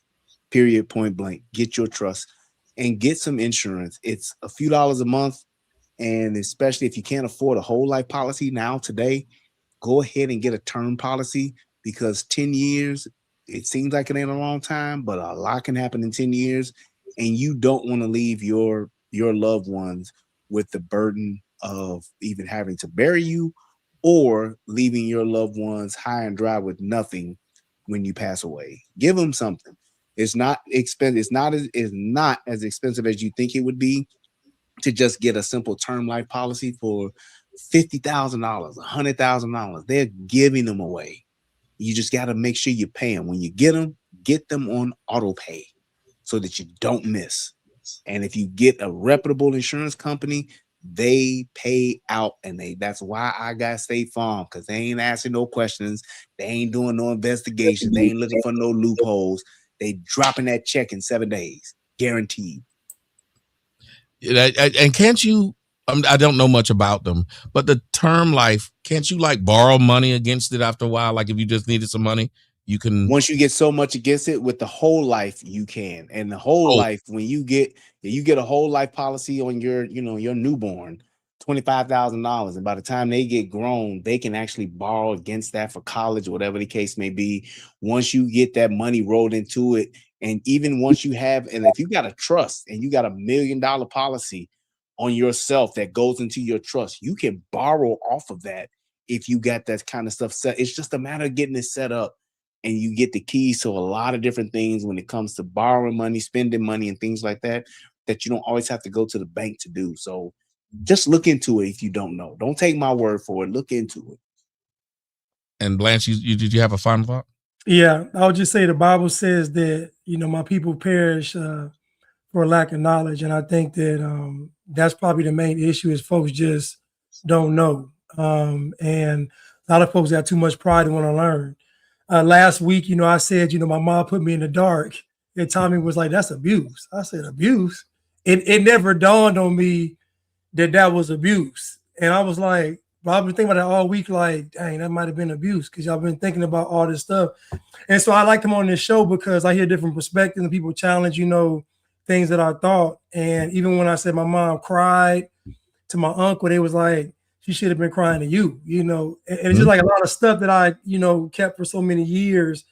And so I love being challenged, mentally. I love learning about all this stuff, even, life insurance, property taxes, all of this stuff. And so I think it's just a hidden gem. This show really, truly is just awesome in my opinion. But thank y'all for challenging me, though. That's what I wanted to say.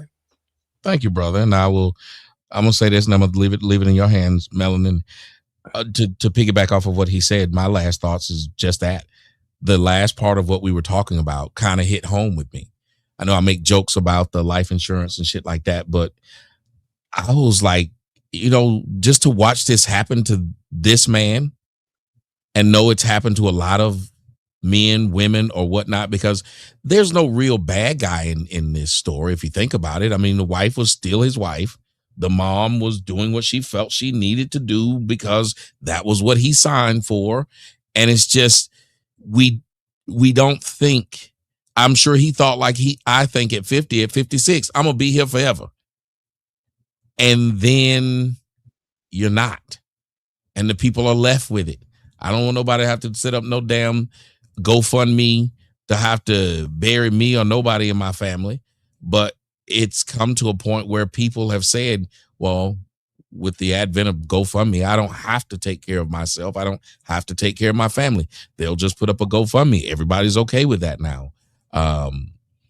People who have money, when the brother said earlier, he said the wife or the husband don't even know what's going in or what's coming out of the bank. How many of y'all actually sit down and talk to the person you with and say, here's how much I have coming in every month? Most of us won't even give the person we're in a relationship with our PIN number. So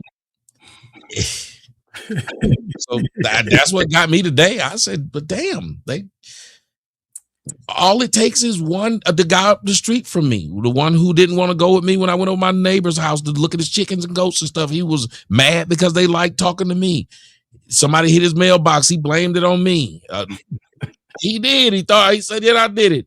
That I knew somebody who did it, but he didn't tell me. He told his wife. I drove up in the parking lot and because I said, hey, what happened to y'all? So she said, he didn't tell you. He didn't want to bother you with it, but he thought you did. And I was like, what? And then 4 days later, he was dead. You know what that tell you? Stop blaming me for shit I didn't do. But no.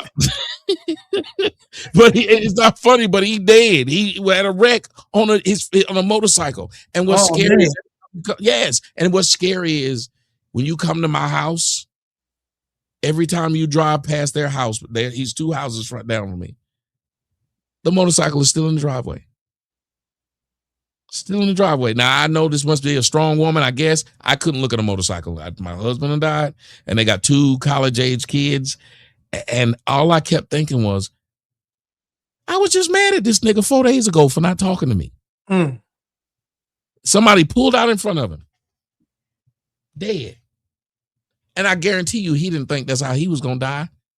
But then who thinks they going to die anyway? Most of us think, unless we got term illness, we already making plans for what we going to do for. I'm already telling y'all what the fuck I'm going to be doing for Avengers Doomsday. I'm up there watching the clock. Nigga, your doomsday might be tomorrow. That's what got me tonight. Melanin? Shout out to y'all. Here and beyond the grave, okay? Because y'all tearing some bitches up while you ain't even here no more. So I like how we is not playing no more, okay? Come correct, ladies. Come correct. Or goddamn it, if you didn't listen tonight, you might be one of them. There was so much knowledge. There was so much laughter.